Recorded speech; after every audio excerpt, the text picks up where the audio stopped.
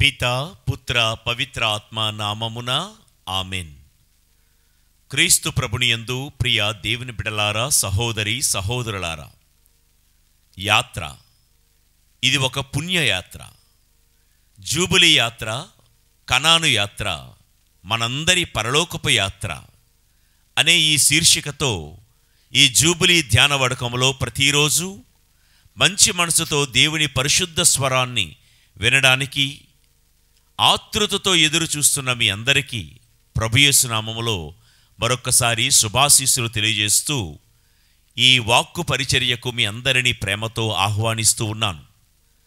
నిరీక్షణతో కలిసి ప్రయాణిస్తున్న శ్రీసభ యాత్రికులమైన మనమందరము ఇదివరకే 55 రోజుల పాటు దేవుడి యొక్క వాక్యును మనం ధ్యానం చేసి మన యాత్రలో ఎలా నడవాలో, ఎలా నడవకూడదో, ఎవరితో సాగాలో, ఎవరితో సాగిపోకూడదో, ఎక్కడ సరిదిద్దుకోవాలో, మన జీవితంలో ఎదురవుతున్నటువంటి పొరపాట్లు, తడబాట్లు, అలవాట్లు వీటన్నిటినీ కూడా బేరీజు వేసుకుంటూ దేవుడికి నచ్చని కలుపు మొక్కలు ఏవైనా మనలో ఉన్నట్లయితే వాటిని తీసివేసుకుంటూ దేవుడికి నచ్చే మార్గములో ప్రతిరోజు మనం ప్రయాణిస్తున్నాం కదా. మన గమ్యమైన పరలోక కనానుకు చేరేటంత వరకు అలుపెరగని సైనికుడిలాగా ఈ యాత్రలో సాగిపోతున్న మీ అందరినీ మరొక్కసారి ప్రభుయేసు నామములో దీవిస్తూ ఉన్నాను. ఈ వాక్కు పరిచర్యకు ఆహ్వానిస్తూ ఉన్నాను. ఈరోజు 56వ రోజు ధ్యానాంశం చూడండి. ఆయన ద్వారం తెరిస్తే. ఈనాటి మన ధ్యానాంశం ఇదే. యాత్రలో ఉన్న మనకు, ప్రయాణిస్తున్న మనకు కొంతమంది అడ్డుగా నిలబడతారు. కొన్ని సమస్యలు ఆటంకాలుగా నిలబడతాయి. ముందుకు సాగిపోవలసినటువంటి మన జీవితంలో ఏదో ఒక తెలియని ద్వారం మూసుకుపోతుంది. కొన్ని అవకాశాలు అందినట్టే అందుతాయి, కానీ దూరం అయిపోతాయి. కొన్ని ఆశీర్వాదపు ద్వారాలు తెరవబడినట్లే కనబడతాయి, కానీ మూసుకొని పోతాయి. ప్రియులారా, మీ జీవితంలో కూడా ఏ ద్వారాలైనా మూసుకుపోయాయా? మీ సంసార జీవితంలో, దాంపత్య జీవితంలో, మీ కుటుంబ జీవితంలో తెరవబడినట్లే తెరవబడి తీరా మీరు వెళ్దామనుకునేసరికి ఆ ద్వారాలు మూసుకుపోయాయేమో. పిల్లల యొక్క చదువులు, ఆ ఇంటర్వ్యూలనే ద్వారాలు మూసుకుపోయాయా? మీరు ఏ కంపెనీలో పనిచేద్దామని ఆశతో, ఆసక్తితో ఎదురు చూశారో ఆ అవకాశాలన్నీ మూసుకుపోయాయేమో. అమ్మా, తల్లి అని పిలిపించుకోవాలి అని చాలామంది ఆరాటపడుతున్నారు, సంతాన భాగ్యం కావాలని. మీ గర్భపు ద్వారాలు మూసుకుపోయాయా? ఏ ద్వారాలు మూసుకుపోయి ఈరోజు దేవుని ఎదుట, ప్రభువా, ఎన్నో రోజులుగా నువ్వే చెప్పావు కదా, తట్టండి మీకు తెరవబడును అని. మేము ప్రార్థనలో తడుతూనే ఉన్నాము ప్రభువా, కానీ ద్వారాలు ఇంకా తెరవబడలేదు. కోర్టు కేసులు ఉన్నాయి, తగాదాలు ఉన్నాయి, మూసుకుపోయాయి. దేవా, మా కోసం ద్వారాలు ఎప్పుడు తెరుస్తావయ్యా అని అనేకమైన ద్వారాలు మూసుకుపోయిన వాళ్ళం ఉన్నాం. రావాల్సిన అవకాశాలు, ఆ అవకాశాలనే ద్వారాలు మూసుకుపోయి ఉన్నాయేమో.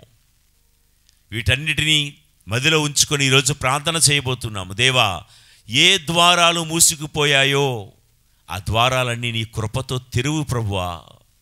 ఏలైనా నీవు తెరచిన దాన్ని ఇక ఎవడు ముయ్యలేడు, నువ్వు మూసిన దాన్ని ఇక ఎవడు తెరవలేడు. ఇదే ఈరోజు మన ధ్యానాంశం, మన ప్రార్థన, మన మూలవాక్యం. నేను కూడా ప్రసంగంలో ఈ మాట చాలాసార్లు చెప్తాను. నాతో పాటు మనస్సులో మీరు కూడా ఈ మాట చెప్పండి. ఆయన తెరిచిన దాన్ని ఎవ్వరూ ముయ్యలేరు, ఆయన మూసిన దాన్ని ఎవ్వడూ తెరవలేడు. ఒకవేళ ఏ ద్వారాలైనా తెరవబడి అందులో నుంచి సైతాను శక్తులు మీ ఇంటిలో ప్రవేశిస్తున్నాయేమో, దేవుని అడుగుదాం. దేవా, ఈ పాపపు ద్వారాలు మూసే ప్రభువా. ఈ ఆటంకాలు సృష్టిస్తున్న ఈ ద్వారాలు మూసే ప్రభువా. మా కుటుంబాలలో, సంఘాలలో ప్రళయాలు సృష్టిస్తున్నటువంటి ఈ ద్వారాలు మూసే ప్రభువా. యుద్ధం అనే ద్వారాలు, కరువు అనే ద్వారాలు, కరోనా లాంటి మహమ్మారి అనే ఈ వ్యాధులనే ద్వారాలు, ఇక ఉగ్రవాద శక్తులు, తీవ్రవాద శక్తులు లాంటి ద్వారాలు, మత ఛాందస శక్తులు అనే ఈ ద్వారాలు మూసే ప్రభువా, నువ్వు ఒక్కసారి మూస్తే దాన్ని తెరవగలవాడు ఎవడు ప్రభువా అని ఏ ద్వారాలు మన జీవితంలో తెరవబడాలని కోరుకుంటున్నాం, ఏ ద్వారాలు మూయబడాలని కోరుకుంటున్నామో ఆలోచించుకొని దేవుని ఎదుట ప్రాధేయపడదాం. రండి మూలవాక్యంగా సంఖ్యాకాండం 33వ అధ్యాయం 34వ వచనాన్ని ధ్యానించుకుందాం. వారు యోత్పాత నుండి బయలుదేరి అబ్రోనాకు చేరిరి. వారు యోత్పాత నుండి బయలుదేరి అబ్రోనాకు చేరిరి. మీకు జ్ఞాపకం చేస్తున్నాను, నిన్నటి రోజునే యోత్పాత అనే ఒక స్థలం గురించి మనం ధ్యానించుకుందాం. జ్ఞాపకం ఉందా? యోత్పాత అంటే రమ్యమైన, మనోహరమైన, ఆహ్లాదకరమైన స్థలం అని మనం విన్నాం. ఒకరి జీవితం రమ్యమైనదిగా మారాలి అంటే, ఒకరి గృహం రమ్యమైనదిగా మారాలి అంటే, మీ ఇల్లు రమ్యమైనదేనా అని దేవుడు నన్ను ప్రశ్నించాడు. అవును, మన ఇల్లు రమ్యమైనదిగా మారాలి అంటే దేవుడి వాక్కు అనే నీటి ఊటలు, నీటి వాగులు మన ఇంటి గదుల్లో ప్రవేశించాలి, ప్రవహించాలి. పరిశుద్ధాత్మ అనే నీటి ఊటలు, నీటి బుగ్గలు మన కుటుంబాల్లో, మన హృదయాంతరంగాల్లో ప్రవహిస్తూ ఉండాలి అని విన్నాం. ఎందుకంటే మనం వెళ్ళబోతున్నటువంటి పరలోకం ఒక రమ్యమైన గృహం కదా. అందుచేత ఆ రమ్యమైన పరలోకంలో చేరడానికి మన గృహాలు కూడా రమ్యమైనవిగా ఉండాలి. దేవుడు నివాసం ఉన్న చోటు రమ్యమైనదిగా మారిపోతుంది. దేవుడు ఉండాలి అంటే సత్పురుషుల గుడారములోనే దేవుడు ఉంటాడని విన్నాం. ఎక్కడ సంతోషం ఉంటుందో అక్కడే దేవుడు ఉంటాడని విన్నాం. ఎక్కడ స్తుతి ప్రార్థన ఉంటుందో అక్కడ దేవుడు ఉంటాడని విన్నాం. స్తుతి ఉన్న చోటే దేవుడు ఉంటాడు. ఆ కుటుంబాలే రమ్యమైనవిగా మారుతాయి. సణుగుడు ఉన్న చోట రమ్యమైన కుటుంబాలు కూడా సవాల దెబ్బగా మారిపోతుందని నిన్నటి రోజున విన్నాం. ఇక పరిశుద్ధాత్మ దేవుడిచ్చే జ్ఞానము, తెలివి ఉన్న ఇల్లు రమ్యమైనదిగా మారుతుందని ఆలకించాం. ఇక ఈరోజు యోత్పాత ప్రాంతము నుండి ఇజ్రాయేలీలు బయలుదేరి వారి యాత్రలో 30వ స్థలం, ద 30th స్టేషన్ అబ్రోనా అనే ప్రాంతానికి చేరినట్లుగా మనం వాక్యంలో చదువుకున్నాం. అబ్రోనా అన్న మాటకు అర్థం ద్వారం తెరువబడుట, తలుపు తెరువబడుట అని అర్థం. అందుకే ఈరోజు మనం టైటిల్ పెట్టుకున్నాం, ఆయన ద్వారం తెరిస్తే ఏమవుతుంది. అబ్రోనా ద్వారం తెరువబడుట. ప్రియులారా, ఈ జూబిలీ యాత్రలో నిరీక్షణతో కలిసి ప్రయాణిస్తున్న ఈ శ్రీసభ యాత్రికులమైన మనం, మన ప్రయాణములో ఏ ద్వారాలు తెరవబడాలి, ఏ ద్వారాలు మూయబడాలో ఈరోజు మనం నేర్చుకోబోతున్నాం. మన జీవితంలో ఎవరికి పడితే వారికి ద్వారాలు తీయకూడదు. దేనికి పడితే దానికి ద్వారాలు తీయకూడదు. కొన్ని ద్వారాలు మాత్రమే తెరవబడాలి. ఆ ద్వారాలు వాక్యము కోసం ద్వారాలు తెరవబడాలి. దేవుడి యొక్క సేవకులను ఆదరించే విషయంలో ద్వారాలు తెరుచుకోవాలి. షూనేము స్త్రీలాగా ఇతరులను క్షమించడానికి నీ హృదయ కవాటములు, ద్వారములు తెరవాలి. కొన్ని ద్వారాలు తెరవాలి, కొన్ని ద్వారాలు మూయాలి. నీలో కోపము, అసూయ, స్వార్థము ప్రవేశించకుండా నీ హృదయ ద్వారములు మూసుకుని ఉండాలి. పాపమనేది ఏది నీ ఇంటి గడపలో చొరబడకుండా ఎప్పుడూ ద్వారాలు ఎప్పుడు మూసుకునే ఉండాలి. అబ్రోనా అనగా తెరవబడుట, ద్వారాలు తెరవబడుట. ప్రియులారా, ఆయన తెరిస్తే ఎవరు మూయగలరు? ఆయన మూస్తే ఎవరు తెరవగలరు? ఇది ఈరోజు మన ధ్యానాంశం. ఆయన మూసిన దానిని ఎవడు, ఏ నరమాత్రుడు తెరవలేడండి. ఆయన ఒక్కసారి తెరిస్తే ఏ నరమాత్రుడు మూయలేడు ద్వారాన్ని. జీవితంలో ఏ దీవెన ద్వారాలు, ఏ ఆశీర్వాదపు ద్వారాలు మూసుకుపోయినా ఆ ద్వారాలన్నిటినీ తీర్చే సమర్థుడు, ఏకైక దేవుడు, మనం ఆరాధిస్తున్న మన దేవుడైన క్రీస్తు ప్రభు. ఏ ద్వారాలు మూసుకుపోయాయి? శాంతి అనే ద్వారం మూసుకుపోయిందేమో, కుటుంబాల్లో సమాధానం అనే ద్వారం మూసుకుపోయిందేమో,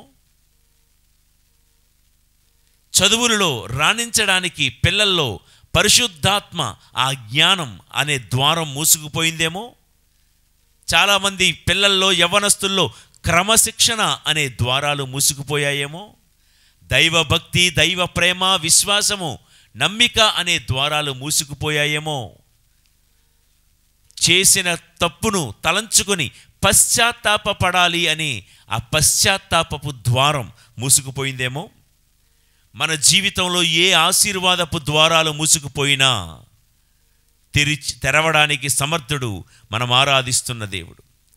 ఆయన ఒక్కసారి తెరిస్తే ప్రపంచమంతా ఏకమైన ఆ ద్వారాలు ఎవ్వరూ మూయలేరు, ఆ ద్వారాలు ఎవ్వరూ ఆపలేరు. ప్రియులారా, మనుషుడు ఏదైనా ద్వారాలు తెరిస్తే, ఈరోజు తెరిస్తే, మనుషుడు తెరిస్తే ఏమవుతుందో తెలుసా? మనుషుడు తెరిచిన ద్వారాలని ఎవడైనా మూసేయగలడు. మనుషుడు మూసేసిన ద్వారాలను ఎవడైనా తెరవగలడు. ఇది మనిషి కెపాసిటీ. లోకంలో ఉన్న మనుషులు మనకు మేలు చేయడానికి కొంతమంది కొన్ని ద్వారాలు తెరుస్తారు, మన మేలు కోరే. కానీ ఆ తెరవబడిన ద్వారాలు, ఆ పొందిన అవకాశాలు ఎన్నాళ్ళుంటాయో ఎవరూ చెప్పలేం. మనుషుడు ఒకరి కోసం ద్వారాలు తెరిస్తే, ఉదాహరణకి ఒకరు మనకు నచ్చారు, వారితో పరిచయం పెంచుకున్నాం, స్నేహం పెంచుకున్నాం, ఫ్యామిలీ ఫ్రెండ్స్ అని అనుకున్నాం. ఈరోజు వారి కోసం నీ ఇంటి ద్వారాలు తెరిచావు, రమ్మన్నావు, కూర్చోమన్నావు, భోజనం పెట్టావు, కలిసి మాట్లాడుకున్నారు, మీ మధ్య స్నేహం బాగా పెరిగింది. మీరు అనుకుంటారు, మీరు వారు ఈరోజు వారి కోసం తెరవబడిన ద్వారాలు జీవితమంతా తెరిచే ఉంటాయి. లైఫ్ లాంగ్ మనమందరం కూడా మంచి స్నేహితుల్లాగా, మంచి బంధువుల్లాగా ఉందాం అని అనుకుంటాం. ఈరోజు వారి కోసం తెరవబడిన ద్వారాలు ఎన్నాళ్ళు తెరవబడి ఉంటాయో మనం ఎవరైనా చెప్పగలమా? ఈరోజు తెరవబడిన ద్వారాలు రేపో మాపో ఏ కోపం వలనో, ఏ అసూయ వలనో, ఏ ఓర్వలేనితనం వలనో ఈరోజు తెరిచిన ద్వారాలు రేపు మూసుకుపోయే ప్రమాదం ఉంది, అవకాశం ఉంది. ఏమంటారు? అప్పుడెప్పుడో మన స్నేహితులు, ప్రాణమిత్రులు అనుకున్నవారు ఈరోజు ముఖం కూడా చూసుకోవటం లేదే. ప్రియులారా, మనుషుడు ద్వారాలు తెరిస్తే ఏదో ఓ రోజు మూసిపోతాయి. మనుషుడు ద్వారం మూస్తే ఏదో ఓ రోజు తెరవబడతాయి. మనుషులు ద్వారాలు ఎలా మూస్తారు అంటే, లోకంలో మనుషులు కొంతమంది ఉంటారు, నువ్వెలా బతుకుతావో చూస్తాను అంటారు, నువ్వెలా పైకొస్తావో చూస్తాను అంటారు, నీ వ్యాపారం ఎలా వృద్ధిలోకి వస్తుందో చూస్తాను అంటారు. కొంతమంది ఇంకా ఏం బెదిరిస్తారంటే, నువ్వెలా చదువుతావో, నీకు ఎలా మార్కులు వస్తాయో నేను చూస్తాను అంటారు. అంటే వాళ్ళ ఉద్దేశం ఏంటంటే, నీ ముందు తెరవబడిన ద్వారాలు నేను మూసేస్తా, నువ్వెలా బాగుపడతావో చూస్తాను అంటారు. మనుషుడు మూసిన ద్వారాలను ఇంకో మనుషుడైనా తెరవచ్చు, వేరే పరిస్థితులైనా తెరవచ్చు, ఇక రకరకాల కారణాల వల్లైనా తెరవబడతాయి. నువ్వెలా బతుకుతావో చూస్తానని ఈరోజు అంటాడు, కానీ బెదిరింపబడిన వ్యక్తి నిండా నూరేళ్ళు బతుకుతున్నాడు. ఎలా? ప్రియులకు దేవుని బిడ్డలారా, మనుషుడికి దేవుడికి ఇదే తేడా. మనుషుడు తెరిచిన దాన్ని ఎవడైనా మూయవచ్చు, మనుషుడు మూసిన దాన్ని ఎవరైనా తెరవచ్చు. కానీ అందుకోండి, కానీ దేవుడు తెరిచిన దాన్ని ఎవరు ముయ్యలేరు, దేవుడు మూసిన దాన్ని ఎవరు తెరవలేరు. అందుచేత ఈరోజు ప్రార్థన చేద్దాం. దేవా, మా జీవితంలో మూయబడిన ద్వారాలన్నీ నీ మహిమార్థం తెరవబడాలి. సంతాన భాగ్యం అనే ఆశీర్వాదం, సంతాన ద్వారం మూయబడిందా? దేవుణ్ణి అడుగుదాం, దేవా ఈ తల్లికి సంతాన ద్వారాలు తెరువు ప్రభువా. ఇలానే ఒక చోట ప్రార్థన చేస్తూ ఉంటే ఆ తల్లి ఒక స్టేజ్ మీద చెప్పిన సాక్ష్యం ఆ తల్లికి వివాహమైన 10 సంవత్సరాలుగా కూడా సంతాన భాగ్యం లేదంట. ఎక్కడో ప్రార్థనా సమావేశాల్లో కూటాల్లో ఫాదర్ గారు వాక్యం చెప్తూ దేవుడు తప్పకుండా మూయబడిన ద్వారాలు తెరుస్తారు అన్న మాట ఈవిడి చెవిలో పడింది. తన గర్భం మీద చెయ్యి పెట్టి ప్రార్థన చేసిందంట, దేవా వివాహమై 10 ఏళ్ళు అయ్యింది, ఇంకా ఈ యొక్క ద్వారం తెరవబడలేదు, దేవా నీ కృప ఉంటే నా ద్వారం తెరువు ప్రభువా, దేవా అదిగో స్టేజ్ మీద వాక్యం చెప్తున్న ఆ బోధకుడు లాంటి బిడ్డను నాకు దయచేయు ప్రభువా అని ప్రార్థన చేసిందంట ఆ తల్లి. దేవుడు కరుణించాడు, ఆమె ప్రార్థన ఆలకించాడు. త్వరలోనే దేవుడు ఆమె గర్భపు ద్వారాన్ని తెరిచి ఒక పండంటి మగబిడ్డకు దేవుడు జన్మనిచ్చేలా చేశాడు. ఆమెకు బిడ్డను పెంచి పెద్ద చేసింది. కానీ తల్లి ఎప్పుడూ ఆ మాట జ్ఞాపకం చేసుకుంటూనే ఉంది. ఏమని? నీవు నాకు ఒక బిడ్డనిస్తే ఆ బోధకుడులాగా తయారు చేస్తాను అని. హన్నమ్మ తల్లి ఎలా కోరుకుందో, నువ్వు నాకు ఒక మగబిడ్డనిస్తే ఆ బిడ్డను నీ సేవకి అర్పిస్తానని ఆమె గర్భం మీద చేతులు ఉంచి మరి ప్రార్థన చేసుకుంది. దేవుడు బిడ్డనిచ్చాడు. బిడ్డను అంతే భక్తి విశ్వాసాలతో పెంచి పెద్ద చేసింది. బిడ్డను సెమినరీలో జాయిన్ చేసింది. బిడ్డ కూడా దేవుడి కృప వలన మంచిగా ఎదిగాడు, వాక్యాన్ని నేర్చుకున్నాడు. ఆమె కోరుకున్న కోరిక, ఈ బిడ్డ అలాంటి బోధకుడు అవ్వాలి, ఈ బిడ్డ నీ సేవ చెయ్యాలని కడుపు మీద చేతులు ఉంచుకొని నిండు మనసుతో ప్రార్థన చేసింది. దేవుడు ఆమె గర్భపు ద్వారాలు తెరవడం మాత్రమే కాదు, ఆమె మనసును కూడా తెరచి ఆమె కోరుకున్న కోరికను తీర్చాడు. ఆ బిడ్డ ఒక దైవ సేవకుడుగా, గురువుగా వాక్కు పరిచర్య ఆమె ఆశించిన రీతిలో చేస్తూ ఉన్నాడంట. ప్రియులకు దేవుని బిడ్డలారా, ప్రియ దేవుని బిడ్డలారా, ఆయన ద్వారం తెరిస్తే ఎవ్వరూ ముయ్యలేరు. ఏ ఉద్యోగ అవకాశం కోసం నీవు ద్వారాలు తెరవమని ప్రార్థన చేస్తున్నావో, ఈరోజు వాక్యం వింటూ ఉండగా ఉన్న పలంగా ప్రార్థన చేయి. ఏ ద్వారాలు మూసుకుపోయాయి మీ జీవితంలో? దాంపత్య జీవితంలో భార్యాభర్తలు కలవకుండా వారి కాపురంలో, దాంపత్య జీవితంలో ద్వారాలు మూసుకుపోయాయేమో. ప్రార్థన చేయాలి మనం. దేవా వీరి జీవితంలో ద్వారాలు తెరువు ప్రభువా, మూసుకుపోయిన ద్వారాలు తెరువు. నువ్వు ఒక్కసారి తెరిస్తే దాన్ని ఇక ఎవ్వరూ ముయ్యలేరు. నా సేవా జీవితంలో చాలామంది నాకు తెలుసు. ప్రస్తుతానికి ఒక దంపతులు జ్ఞాపకం వస్తున్నారు. వారికి వివాహమై 5 ఏళ్ళు కాపురం చేశారు, 2 బిడ్డలు. ఉన్నట్టుండి ఒకరోజు నా దగ్గరికి వచ్చి, మేము కాపురం చేయడం అసంభవం, మేము ఇక కలిసి ఉండలేము, మాకు ఏదో చేసి విడాకులు ఇప్పించేయండి, మా పెళ్ళి క్యాన్సిల్ చేసేయండి, నేను ఇతడితో ఉండలేను అని ఆవిడంటుంది. ఈవిడ నాకొద్దు అని అతను అంటున్నాడు. మరి పిల్లలేమైపోతారు? ఎవరికి పట్టించుకోవటం లేదు.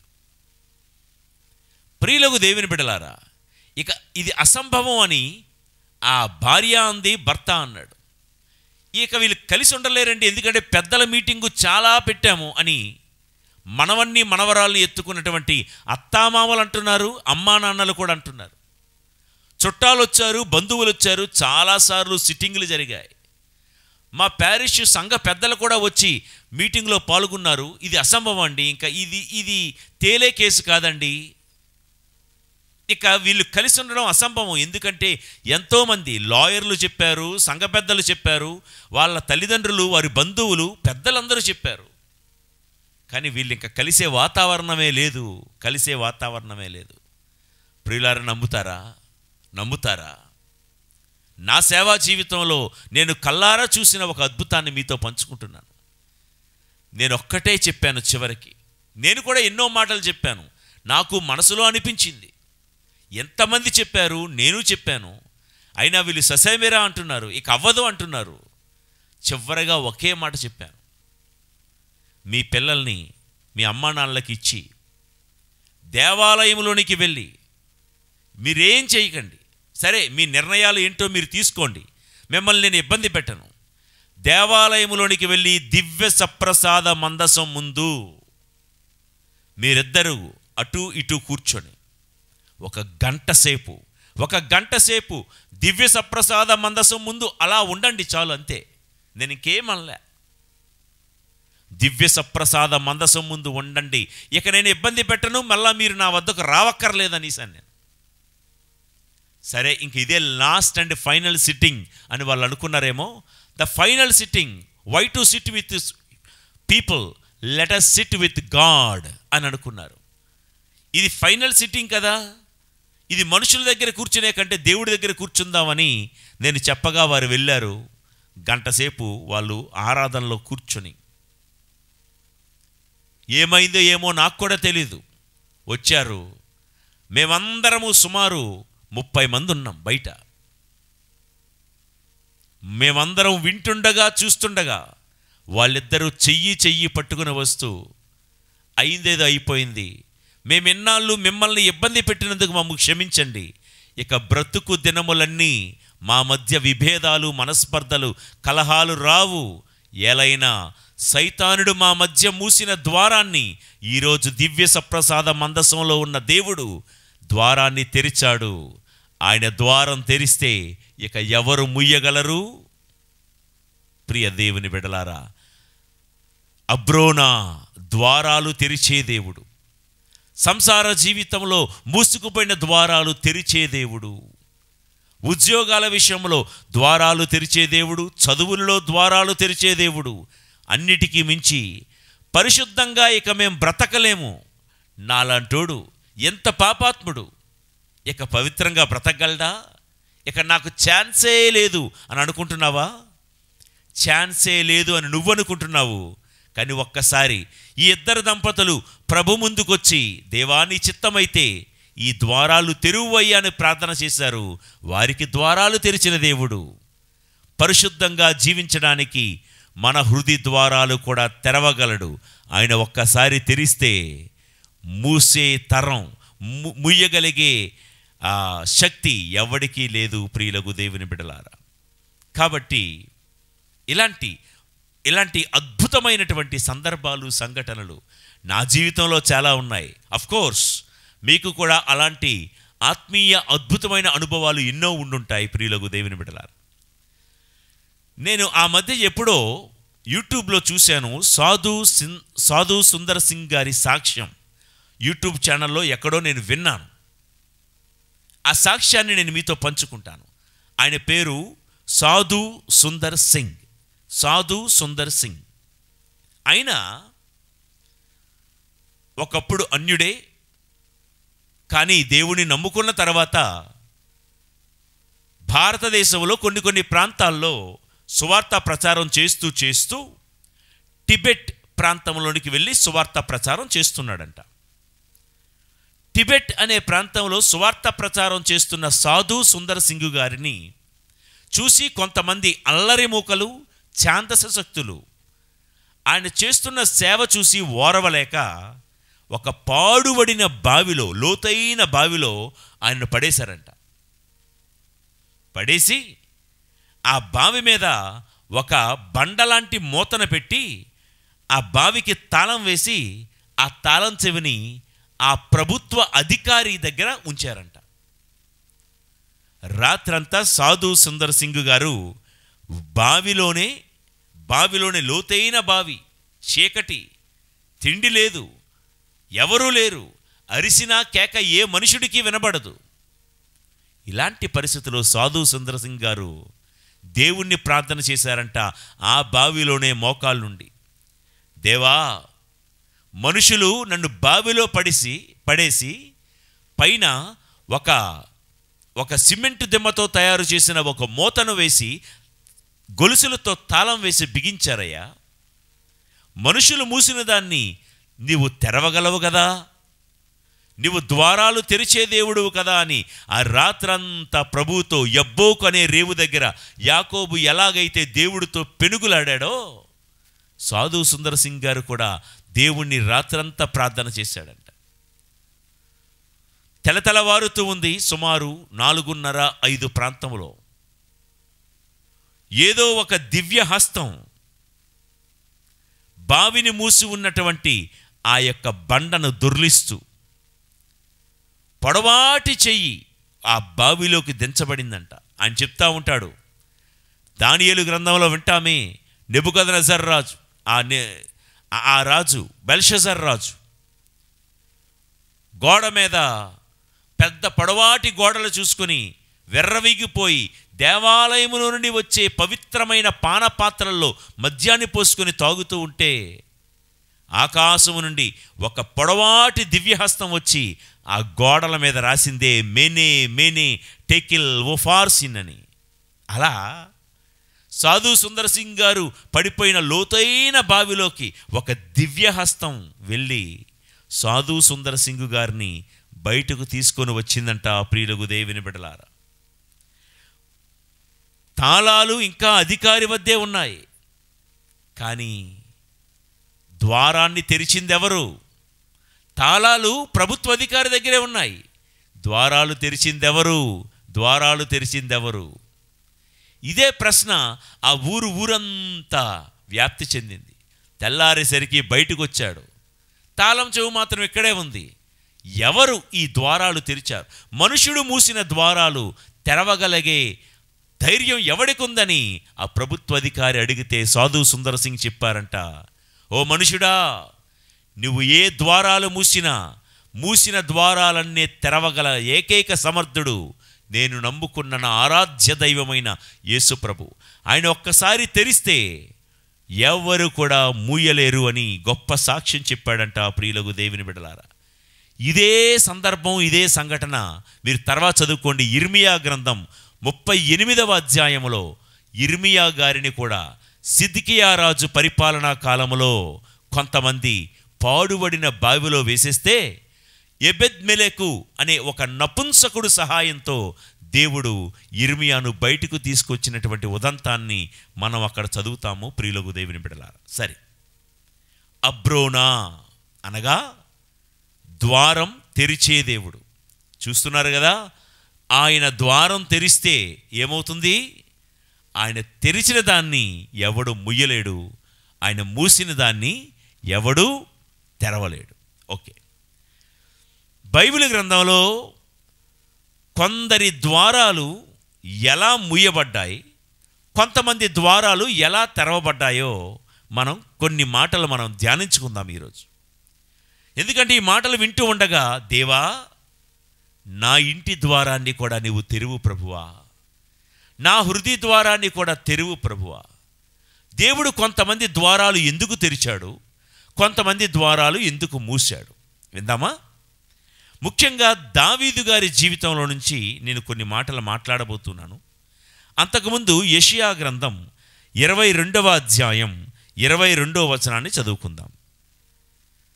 దావీదు వంశపు రాజు తాళపు చెవిని అతడు తన భుజముల మీద తాల్చునట్లు చేయుదును. అతడు తెరిచిన దానిని ఎవరునూ మూయలేరు, అతడు మూసిన దానిని ఎవరునూ తెరవలేదు. ఎక్కడుందండి నేను చెప్తున్న మాట?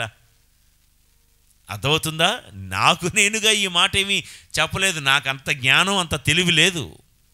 ఆయన తెరిచిన దాన్ని ఎవరు మూయలేరు, ఆయన మూసిన దాన్ని ఎవరు తెరవలేదంటే, ఓహో ఫాదర్ గారు ఎక్కడి నుంచి కాపీ కొట్టారా బైబిల్ వాక్యమా అని అనుకోండి మీరు. అంతే, నాకు నేనుగా ఎంత మంచి వాక్యాలు చెప్పడానికి నాకంత జ్ఞానం ఎక్కడుందండి? అంతా దేవుడి వాక్యమే.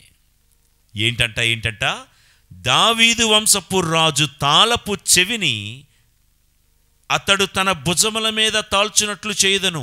ఎవరు అతడు అంటే, దావీదు రాజు యొక్క తాళపు చెవిని అతడు తన భుజాల మీద వేసుకుంటాడంట. ఎవరు ఆయన? భుజాల మీద వేసుకొని నడిచిన వాడు ఎవరు? మీకు క్లూ ఇస్తున్నాను. భుజాల మీద నడుచుకొని శిఖరానికి వెళ్ళి ప్రాణాలు అర్పించింది ఎవరు? మనం ఆరాధిస్తున్న యేసు ప్రభువు. దావీదు రాజ్యపు తాళపు చెవిని అతడు అనగా, అతడు అన్నది యేసయ్యకు సాదృశ్యం. అతడు భుజాలపై వేసుకుని వెళ్తాడు. ఆ భుజాల మీద తాళపు చెవిని ధరించిన ఆ యేసయ్య, ఆయన తెరిచిన దాన్ని ఎవడు ముయ్యలేడు, ఆయన మూసిన దాన్ని ఎవరు తెరవలేరు. దావీదు జీవితంలో చిన్న వయసులోనే దేవుడు దావీదును అభిషేకించాడు. సమూవేలును పంపి ఇషాయి ఇంటికి పంపి దావీదును చిన్న వయసులోనే అభిషేకించినటువంటి దేవుడు. ఇక్కడ ఒక మాట, దేవుడు నిన్ను ఆశీర్వదించాలి అంటే, అభిషేకించాలి అంటే, నీ ద్వారాలు తెరవాలి అంటే నీ వయసు చూసే దేవుడు కాదు, అనుభవాలు చూసే దేవుడు కాదు, సీనియారిటీ చూసే దేవుడు కాదు. దేవుడు సిన్సియారిటీ చూసే దేవుడు. మన బ్యాక్గ్రౌండ్ ఏంటో దేవుడికి అనవసరం, మనకెవరు సపోర్ట్ ఉన్నారో లేదో అన్నది దేవుడికి అనవసరం. దేవుడికి వయోభేదం లేదు, లింగ భేదం లేదు, ప్రాంతీయ భేదం లేదు, భాషా భేదం లేదు. ఆయన తెరవాలనుకుంటే నువ్వు పిన్న వయస్కుడివైనా వృద్ధుడివైనా ఎవరి ద్వారాలైనా ఆయన తెరవగలడు. ఈషాయి ఇంటిలో సమూవేలు వెళ్ళంగానే ఈషాయి తన పెద్ద కొడుకుతో ఆరంభించాడు. కొడుకులందరినీ చూపించాడు. దావీదు ఊసైనా ఎత్తలేదు. దావీదు గురించి కనీసం కన్న తండ్రి కూడా మాట్లాడలేదు, అన్నదమ్ములు కూడా మాట్లాడలేదండి. ఎవరు పట్టించుకొని దావీదు గురించి దేవుడే పట్టించుకొని ఆరా తీస్తూ ఉన్నాడు. వీళ్ళైనా ఇంకా ఎవరైనా ఉన్నారా అని దేవుడు మరలా గుచ్చి అడిగితే, ఆ కడగొట్టువాడు ఒకడు ఉన్నాడు, వాడు పొలంలో గొర్రెలు మేపుకుంటున్నాడంటే వాణ్ణి కూడా పిలిపించండి అన్నారు. ప్రియులారా, దేవుడు ఒకరి ద్వారాలు తెరవాలనుకుంటే నీ ముందు 100 మంది నిలబడినా 100 మందిలో దేవుడి కనుదృష్టి నీ మీదే పడితే నీ ద్వారాలు దేవుడు తెరవగలడు. నువ్వు వెళ్తున్న ఇంటర్వ్యూలో అమ్మో 1,00,000 మంది ఉన్నారా, నువ్వు రాస్తున్న కాంపిటేటివ్ ఎగ్జామ్స్ 5 లక్షల మంది రాస్తున్నారా, ఎంతమందిలో నాకు అవకాశం వస్తుందా అని నువ్వు బాధపడకు. 5 లక్షల మందిలో దేవుడి కనుదృష్టి నీ మీద పడితే నీ కోసం మాత్రమే ద్వారాలు తెరవగలిగే దేవుడు ఆయన. ఈషాయి కొడుకులు చాలామంది ఉన్నారు, అంతమందిలో దేవుడు దావీదు ద్వారాలే తెరవాలి అని అనుకున్నాడు. ప్రియులకు దేవుని బిడ్డలారా, నీ వ్యక్తిత్వం, నీ స్వభావం, నీలో ఉన్న మంచితనం నచ్చితే నీవెక్కడున్నా తన తాళపు చెవులు నీకిస్తాడు దేవుడు. నీ కోసం ద్వారాలు తెరుస్తాడు దేవుడు. నీకు బ్యాక్గ్రౌండ్ ఉన్నా లేకపోయినా, వారిలాగా వీరిలాగా సపోర్ట్ ఉన్నా లేకపోయినా, నీ ఒంటరితనంలో నీ కోసం జంటగా నిలబడే దేవుడు మనం ఆరాధిస్తున్న దేవుడు. ప్రియులారా, దావీదు జీవితంలో దేవుడు చిన్నప్పుడే ద్వారాలు తెరిచాడు. చిన్నప్పుడే ఎలుగుబంటి రాగానే ఎలుగుబంటి మీద ఎలా పోరాడాలో శక్తినివ్వడానికి ద్వారాలు తెరిచాడు. సింహపు యొక్క దవడలను ఎలా చీల్చాలో శక్తినివ్వడానికి ద్వారాలు తెరిచాడు. అయితే ఒక మాట, చిన్నప్పుడే దావీదు జీవితంలో దేవుడు ద్వారాలు తెరిచాడు అని విన్నాం కదా. మనందరి ఫీలింగ్ ఏంటంటేనండి, దేవుడు ఒక్కసారి ద్వారాలు తెరిస్తే ఇక అన్ని ఫ్రీగా వచ్చేయాలి, మనకి ఇక అన్ని ఆశీర్వాదాలే రావాలి, ఇక బాధలు, కష్టాలు, సిలువలు, శ్రమలు ఏమీ రావద్దు. ఎందుకంటే తెరిచింది ఎవరు? దేవుడే కదా. దేవుడే కదా నాకు ఈ అవకాశం ఇచ్చారు. మనం ఏమనుకుంటామంటే దేవుడు ద్వారం తెరిస్తే అందులోకి ఇక అన్ని సుఖాలే రావాలి, ఇక అన్ని సంపదలు సమృద్ధిగా రావాలి, బాధ రావద్దు అనుకుంటాం. అందుకే చాలామంది ఏమంటారంటే, ఏంటోనండి దేవుడే కదా ఈ పెళ్లి చేశారు, గుడిలోనే కదండి మాకు పెళ్ళి అయింది, ఈ ఫాదర్ల సమక్షంలోనే కదా మాకు పెళ్ళయింది, ఎంతమంది దైవజనుల మధ్య మేము పెళ్లి చేసుకుంటే ఏంటండి మాకు ఇన్ని కష్టాలు, దేవుడు అవునంటేనే కదా మేము ఈ పెళ్లి చేసుకున్నాం, కానీ ఎందుకండి మాకు ఈ సంసారంలో ఇన్ని బాధలు, ఇన్ని కష్టాలు? ఫీలింగ్ ఏంటో తెలుసా? దేవుడి నామంలో పెళ్లి జరిగింది కాబట్టి ఇక ఆ కాపురంలో చిన్నా చితక మనస్పర్ధలు రావద్దు, సమస్యలే ఉండకూడదు అని కొంతమంది ఫీలింగు. ఇది తప్పు. దేవుడి పేరిటే కదా వ్యాపారాన్ని సాగించాము, ఫాదర్ గారిని తీసుకుని వచ్చే కదా మనం రెబ్బను కత్తిరించి ఆశీర్వాదం, తీర్థజలాలు జల్లి మరి మన షాపును ప్రారంభించాం. మరి దేవుడే కదా ఈ షాపు ద్వారాన్ని తెరిచాడు, ఇక అన్ని లాభాల మీద లాభాలే రావాలి కదా. మరి నష్టాలు వస్తున్నాయి, ఒడిదుడుకులు వస్తున్నాయి, వ్యాపారంలో పోటీ పెరిగిపోతుంది. ప్రియులారా, నా మాట వినండి. దేవుడు దావీదు యొక్క ద్వారాన్ని తెరిచాడు. రైట్. అభిషేక బలంతో దావీదు గొలియాతును గెలిచాడు. ఓకే, అది సమూవేలు మొదటి గ్రంథము 17వ అధ్యాయంలో ఉంది. గొలియాతును గెలిచాడు, నిజమే, ద్వారాలు తెరిచాడు. కాబట్టి చిన్న పిల్లవాడికి ఎలుగుబంటిని చంపే శక్తి, సింహాన్ని చీల్చే శక్తి, అరివీర భయంకరుడైన గొలియాతును కూడా మట్టి కరిపించే శక్తి దేవుడిచ్చాడు. అయితే ఆయన ద్వారాలు తెరిస్తే అన్ని విజయాలేనా? సవాళ్ళు, శ్రమలు, సిలువలు ఉండవా? సమూవేలు మొదటి గ్రంథం 17వ అధ్యాయంలో దావీదు గొలియాతును చంపిన తర్వాత అక్కడ నుండి మీరు అలా చదువుతూ ఉంటే సమూవేలు మొదటి గ్రంథం 31వ అధ్యాయం వరకు దావీదు జీవితంలో కష్టాలు, కన్నీళ్ళు, అవమానాలు, కృంగుదల. ఎందుకు? దావీదు జీవితంలో ద్వారం తెరిచింది ఎవరు? దేవుడే కదా. మరి దావీదు జీవితంలో ఎందుకు ఇన్ని కష్టాలు, ఇన్ని బాధలు? అడుగుదాం. దావీదు గారు, మీ జీవితంలో మిమ్మల్ని శ్రమల పాలు చేసింది ఎవరు? దావీదు అంటాడు, ఎవరో కాదయ్యా, బయట వాళ్ళు ఎలాగూ నన్ను శ్రమల పాలు చేశారు, ఫిలిస్టీయులు. ఎందుకంటే వాళ్ళ గొలియాతును చంపానని ఫిలిస్టీయులు నా మీద పగతో ఉన్నారు. వారి పగ ఎలాగూ ఉంది, ఎందుకంటే వాళ్ళు బయట వాళ్ళు కాబట్టి. కానీ బయట వాళ్ళ నుండి వచ్చే బాధల కంటే దావీదు అంటున్నాడు, నాకు అయినవారు, నా ఇంట్లో వారి నుండే నాకు ఎక్కువ బాధలు వచ్చాయి. నంబర్ 1, సౌలు రాజే దావీదుకు అడ్డుపడిపోయాడు. అసలు దావీదు యొక్క ద్వారాలు దేవుడు ఎందుకు తెరిచాడో తెలుసా? దావీదును రాజుగా అభిషేకించాలని, దావీదును రాజుగా చూడాలని దేవుడు దావీదుకు ద్వారాలు తెరిచాడు. అసలు ద్వారాలు తెరిచిందే అందుకు. కానీ రాజుగా అవడానికి సౌలే దావీదుకు అడ్డుపడిపోయాడు. ఎన్నెన్ని కుట్రలు, కుతంత్రాలు పన్నాడో మీరు తర్వాత సమూవేలు మొదటి గ్రంథం 23వ అధ్యాయం 14వ వచనంలో చదువుకోండి. నేను ఓన్లీ రిఫరెన్స్ మాత్రం చెప్తున్నాను. ప్రియులారా, 21 సార్లు ఈట విసిరి చంపేయాలనుకున్నాడు సౌలు దావీదుని. తన కన్న కూతురైన మేకాలుని వలపుల వల అనే ఎర్రవేశాడు దావీదు మీదకి. అమ్మా, దావీదును ప్రేమించినట్టు నటించు, ప్రేమించిన తర్వాత అతన్ని మోసం చేసేయి. ఎందుకంటే మనోదుఃఖంతో, మనోవ్యాధితో కుమిలిపోయి దావీదు చావాలి. సౌలేమనుకున్నాడో తెలుసా? దేవుడు దావీదుకు ద్వారం తెరిస్తే నేను ముయ్యాలి, నేను రాజును కదా, రాజు తలంచుకుంటే ఏదైనా జరుగుతుంది కదా. సౌలు దేవుడు తెరిచిన దావీదు ద్వారాన్ని ముయ్యడానికి ప్రయత్నిస్తున్నాడు. ఇవన్నీ నువ్వు ప్రేమించిన మీకాలు అని నా కూతురిని పెళ్ళాడాలంటే ఫిలిస్తీయుల యొక్క 100 చర్మాగ్రాలు నువ్వు ఒలుచుకొని రా. ఏం కుట్ర తెలుసా? ఫిలిస్తీయులు ఆల్రెడీ పగతో ఉన్నారు. ఫిలిస్తీయుల దగ్గరికి వెళ్తే దావీదును వాళ్ళు చంపక వదిలిపెట్టరు అనే కుట్రతో ఈ కట్నం అడిగాడు. ఇవన్నీ ఏం చేస్తున్నాడు ఇది సౌలు రాజు? దేవుడు తెరిచిన ద్వారాన్ని ముయ్యడానికి ప్రయత్నం చేస్తున్నాడు. ఇది దుస్సాహసం. నేను చెప్పాను కదా, వాక్యంలో ఉంది కదా, ఆయన తెరిచిన దాన్ని ఎవడు ముయ్యలేడు, ఆయన మూసిన దాన్ని ఎవరు తెరవలేరు.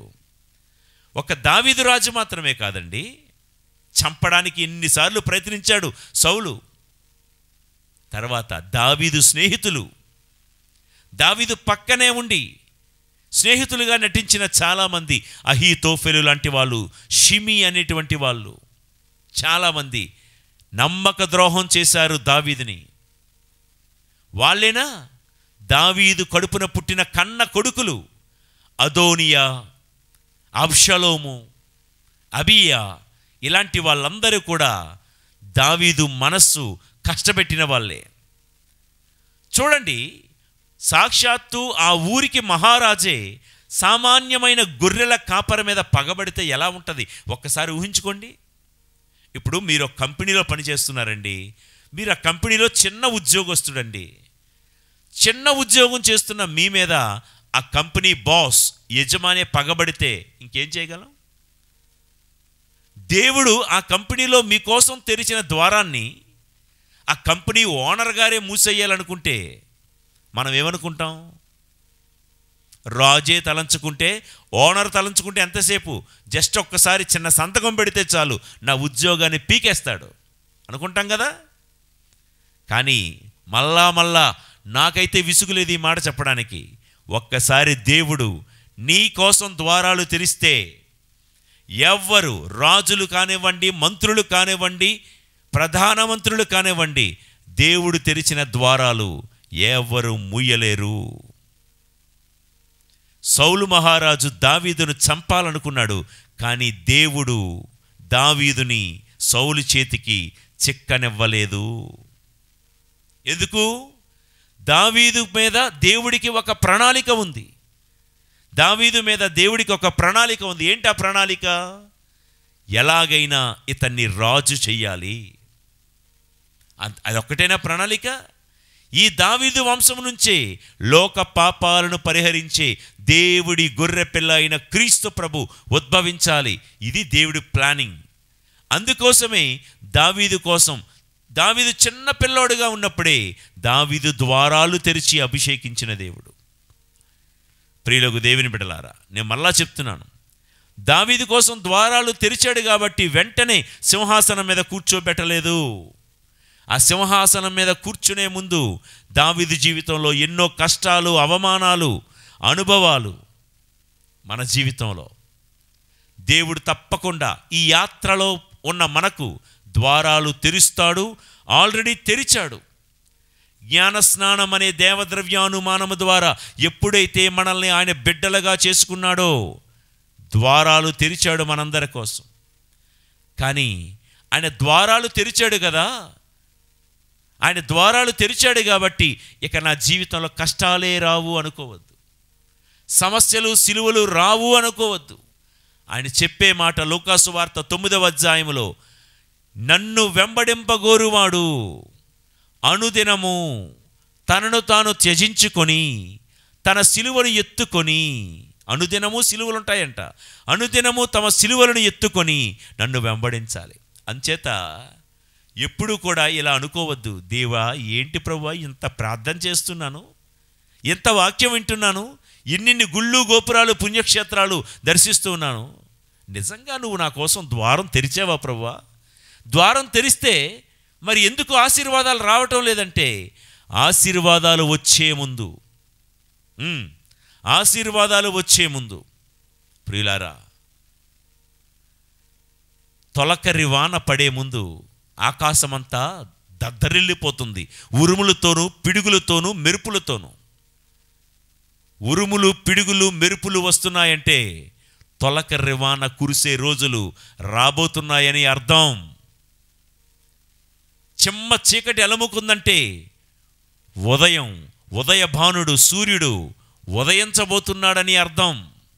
ఈ మాటలు గుర్తుపెట్టుకుందాం. దావీదు జీవితంలో దేవుడు ద్వారం తెరవంగానే ముందుగా వచ్చినవి కష్టాలు, అవమానాలు, బాధలు, ఇబ్బందులు. వాటన్నిటిని చూసి దావీదు భయపడిపోలేదు, దావీదు కృంగిపోలేదు. ప్రియులకు దేవుని బిడ్డలారా, నిలబడ్డాడు. కాబట్టి దేవుడి యొక్క సంకల్పాన్ని ఏ ఒక్క వ్యక్తి నిర్వీర్యం చేయలేడండి. ఆయన సంకల్పం దావీదు పట్లేంటి? ఆయన రాజును చెయ్యాలని. ఆయన ఒక్కసారి కార్యాన్ని ప్రారంభిస్తే నీ జీవితంలో ఇక ఆపగలిగేది ఎవరు? చూడండి దావీదు జీవితంలో ఏం జరిగిందో. సమూయేలు 2వ గ్రంథం 2వ అధ్యాయము 4వ వచనము, 5వ అధ్యాయం 1వ వచనం ఒకసారి చదువుతాను, వినండి. సమూయేలు 2వ గ్రంథం 2వ అధ్యాయం 4వ వచనము. యోధా జనులు అచ్చటికి వచ్చి దావీదును యోధాకంతటికి రాజుగా అభిషేకించిరి. వింటున్నారు ఈ మాట? దావీదు ఇన్నాళ్ళు ఏమైపోయాడో తెలుసా? సౌలు నుండి తప్పించుకొని ఎక్కడెక్కడికో పారిపోయాడు, తిరిగాడు. అదుల్లాము అనే గుహలో తలదాచుకున్నాడు. ఫిలిష్తీయుల వద్దకు పారిపోయి వాళ్ళ రాజైన అగాగు ముందు పిచ్చోళ్లాగా నటించాడు దావీదు. కన్న కొడుకైన అబ్షలోము నుండి కూడా తప్పించుకొని ఎక్కడెక్కడో లోయల్లో, కొండల్లో, వాగుల్లో, అడవుల్లో, ఎడారుల్లో తిరిగాడు బిక్కారిలాగా. మనం అనుకుంటాం, అయ్యో దేవా, నువ్వు ద్వారం తెరిచిన దావీదు అతనేనా? అయ్యో, నువ్వు ద్వారం తెరిస్తే దావీదుని ఎందుకయ్యా ఇంతమంది శత్రువులు వెంటాడుతున్నారు? మన ఫీలింగ్ కూడా అదే. దేవా, నీవు నా ద్వారాన్ని తెరిచావు కదా, మరి ఎందుకు ప్రభువా నా చుట్టూ ఇంతమంది శత్రువులు పెట్టావు? బయటవారు, ఇంట్లో వారు, అయినవారు, కానివారు, పరాయి వారు, ఇలా అందరూ చుట్టూ శత్రువులే. దేవా, నిజంగా సింహాసనం ఎక్కించాలన్నదే నీ సంకల్పం అయితే, నీ ప్రణాళిక అయితే, దావీదుని ఎందుకయ్యా ఇలా తరుముతున్నారు? కొన్నాళ్ళు ఆ ఊరు నుండి కనిపించడమే మానేశాడు దావీదు. కానీ ఆ టైం వచ్చినప్పుడు, ఆ సమయం వచ్చినప్పుడు ఎవరు ఆపగలరండి? చూడండి ఏం జరిగిందో. ఏ యోధా రాజ్యము నుండి అయితే దావీదు వెళ్ళిపోయాడో, పారిపోయాడో, ఆ యోధా ప్రజలు అచ్చటికి వచ్చి, ఎచ్చటికి? ఆ ప్రజలే దావీదు దగ్గరికి వచ్చి అతనిని రాజుగా అభిషేకించిరి. వింటున్నారా?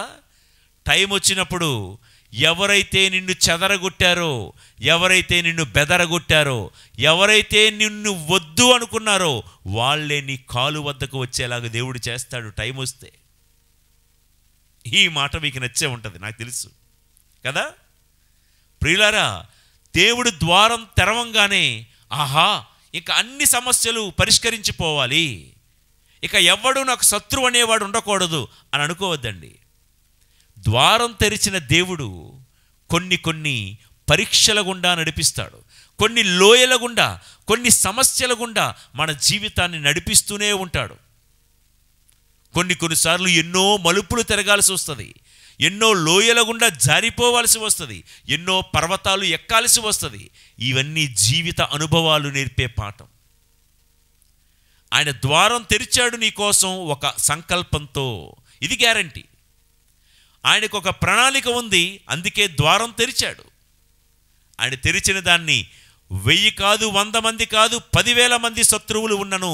91వ కీర్తనలో చెప్తాం కదా, నీ దాపున 1000 మంది కూలినను, నీ కుడి ప్రక్కన 10,000 మంది ఉండను, నిన్ను ఎవరు తాకలేరు.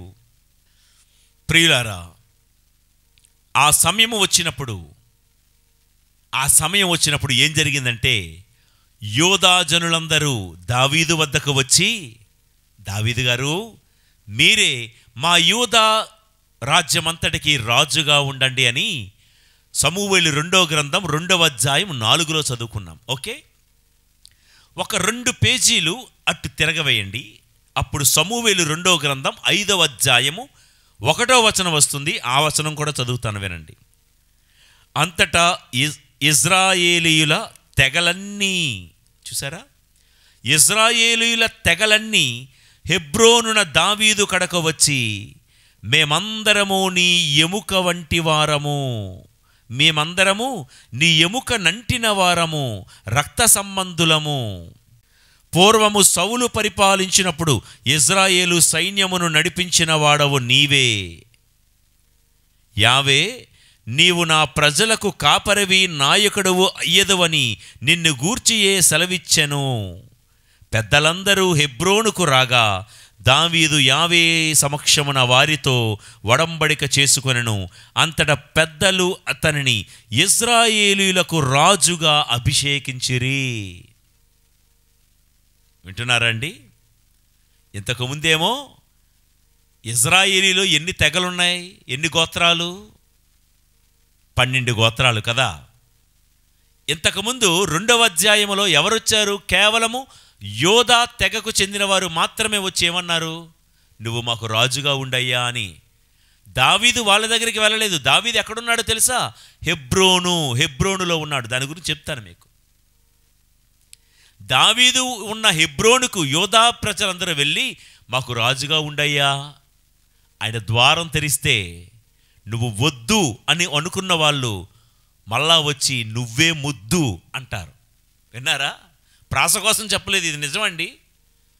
ఆయన నీ కోసం ద్వారం తెరిస్తే నిన్నెవరైతే వద్దు అనుకున్నారో ఈరోజు వారే నీ దగ్గరకు వచ్చి నువ్వే ముద్దు అనే రోజులు వస్తాయి. కానీ వేచి ఉండు, భక్తి విశ్వాసంతో వేచి ఉండు. నీలో ఉన్న మంచి వ్యక్తిత్వాన్ని అలా పెంచుకుంటూ వేచి ఉండు. ఆ రోజులు తప్పకుండా వస్తాయి. ఇప్పుడు ఈ 5వ అధ్యాయంలో ఏం జరిగిందో తెలుసా? ఇజ్రాయేలు దేశంలో ఉన్న మిగతా తెగలన్నీయు, మిగతా 11 తెగలు, ఆ గోత్రాలన్నీ కూడా వచ్చి హెబ్రోనులో ఉన్న దావీదు దగ్గరికి వచ్చి ఏమంటున్నారంటే, దేవుడు మా మీద రాజుగా నియమించిన నిజమైన రాజువు నువ్వే మాకు రాజుగా ఉండని ఇప్పుడు యోధా మీద మాత్రమే కాదు, ఇజ్రాయేలు అంతటికీ దావీదును రాజుగా అభిషేకించారు. Praise the lord. ప్రియులారా, మిమ్మల్ని ఒక మాట అడుగుతా. ఇంతకుముందు దావీదుని వెంటాడి, దావీదును చంపాలి, దావీదును పట్టుకోవాలి, దావీదును వద్దు అని అనుకున్నారు కదా. ఈ ప్రజలందరూ ఇలా మారిపోవడానికి కారణం ఏంటి? దావీదు ఏమన్నా మంత్రాలు చేశాడా? దావీదు ఏమన్నా ఏ శకునాలను చూసుకున్నాడా? దావీదు ఏమైనా రాహుకాలం, దుర్ముహూర్తాలు ఇటువంటివి ఏమైనా చేశాడా? జాతకాల మీద, జ్యోతిష్యాల మీద ఏమైనా దావీదు ఆనుకున్నాడా? హెబ్రోనులో ఉన్నాడు. హెబ్రోనులో ఉండి దావీదు ఏం చేశాడు? హెబ్రోనులో దేవుడి సన్నిధిలోనే ఉండిపోయాడు. Praise the Lord. ద్వారాలు నీకోసం తెరిచిన దేవుడు, ద్వారాలు తెరిచిన దేవుడి యొక్క సంకల్పాలు, కార్యాలు, ఘనకార్యాలు మీ జీవితంలో జరగాలంటే మనం ఉండాల్సింది హెబ్రోన్, అనగా దేవుడి నివాస స్థానం. దావీదు ఉన్నది ఎక్కడో తెలుసా? శకునగాండ్రి దగ్గర లేడు. సౌలు ఎండోరు మాంత్రికురాలి దగ్గరికి వెళ్ళాడు. కానీ దావీదు హెబ్రోనులో దేవుడి సన్నిధిలోనే ఉండి రోజుకు 10 సార్లు ప్రార్థనలో గడిపాడు.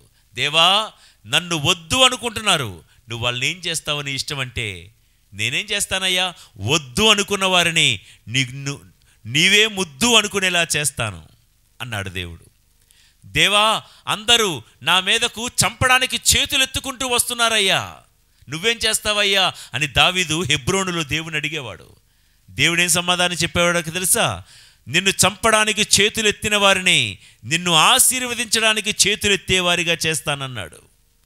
దావీదు జీవితంలో ఈ ద్వారం తెరిచిన దేవుడు మీ అందరి జీవితంలో ద్వారములు తెరుచునుగాక. ఆమెన్. ప్రియ దేవుని బిడ్డలారా, వినండి. దావీదు గారికి దేవుడు శాశ్వతమైన కృపనిచ్చాడు. అందుకని క్రీస్తుకు పూర్వం 980వ సంవత్సరములో దావీదు దీపం ఒక రాజుగా వెలిగింది. అప్పుడు వెలిగిన దీపం నేటి వరకు ఆ దీపం ఆరిపోలేదు. దావీదు ఒక్కడికే కాదండి, ఆయన కృప తరతరాల వరకు ఉంటుంది. దావీదుని అడుగుదాం. దావీదు గారు, మీ జీవితంలో ఎంత కార్యం జరిగింది కదా. ఒకప్పుడు వద్దు అనుకున్న వారు ఇప్పుడు ముద్దు అంటున్నారు.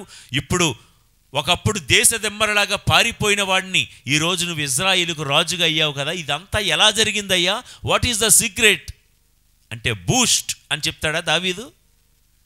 వాట్ ఈస్ ద సీక్రెట్ అంటే సమూయేలు 2వ గ్రంథం 7వ అధ్యాయము 1వ వచనములో దావీదు ఇలా అంటున్నాడు.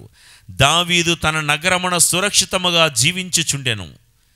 ప్రభువు అనుగ్రహము వలన ఇరుగు పొరుగు శత్రువులెవ్వరును అతనిని బాధింపరైరి. దావీదు ఏమంటాడు తెలుసా? నాకు చుట్టుపక్కల ఉన్న ఏ రాజు నుంచి నాకు భయం బెడద లేదు. కారణం ఏంటంటే దేవుడి యొక్క అనుగ్రహం వలనే నేను ఎలా ఉన్నాను అని. ప్రియులారా, దేవునికి ఏదైనా చెయ్యాలి అని ఆలోచించడం మొదలుపెట్టాడండి దావీదుకి ఇప్పుడు చాలా సురక్షితంగా ఉన్నాడు.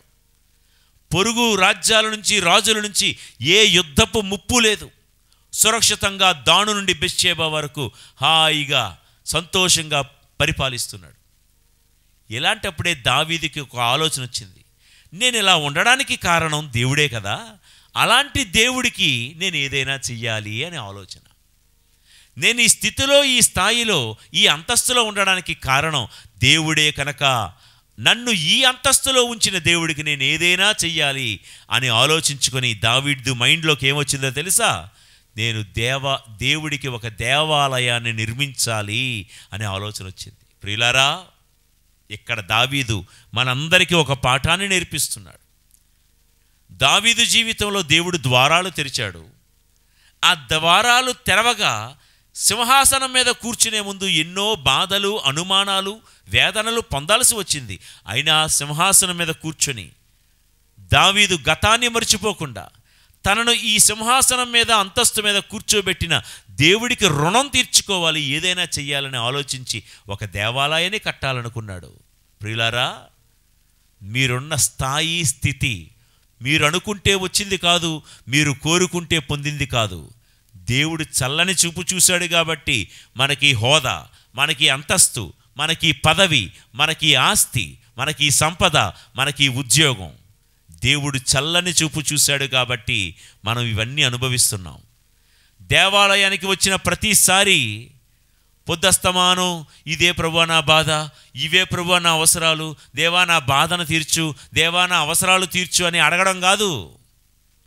మందిరానికి వెళ్ళిన ప్రతిసారి దావీదు అనుకున్నాడు, దేవా నీ కృప వలనే నేను ఈ స్థాయిలో ఉన్నాను కదా, దేవా నీకు ఏది అవసరం ప్రభువా అని దావీదు దేవుడి కోసం ఆలోచించాడు. అలాగే సోమవారం నుండి శనివారం వరకు మమ్మల్ని కాపాడిన దేవా, ఆదివారం నీ మందిరానికి వచ్చానయ్యా, మమ్మల్ని కాపాడిన వాడువు నీవే, మాకు ఆస్తిని, అంతస్తును, హోదాను, పదవిని, అధికారాన్ని ఇచ్చిన వాడువు నీవే.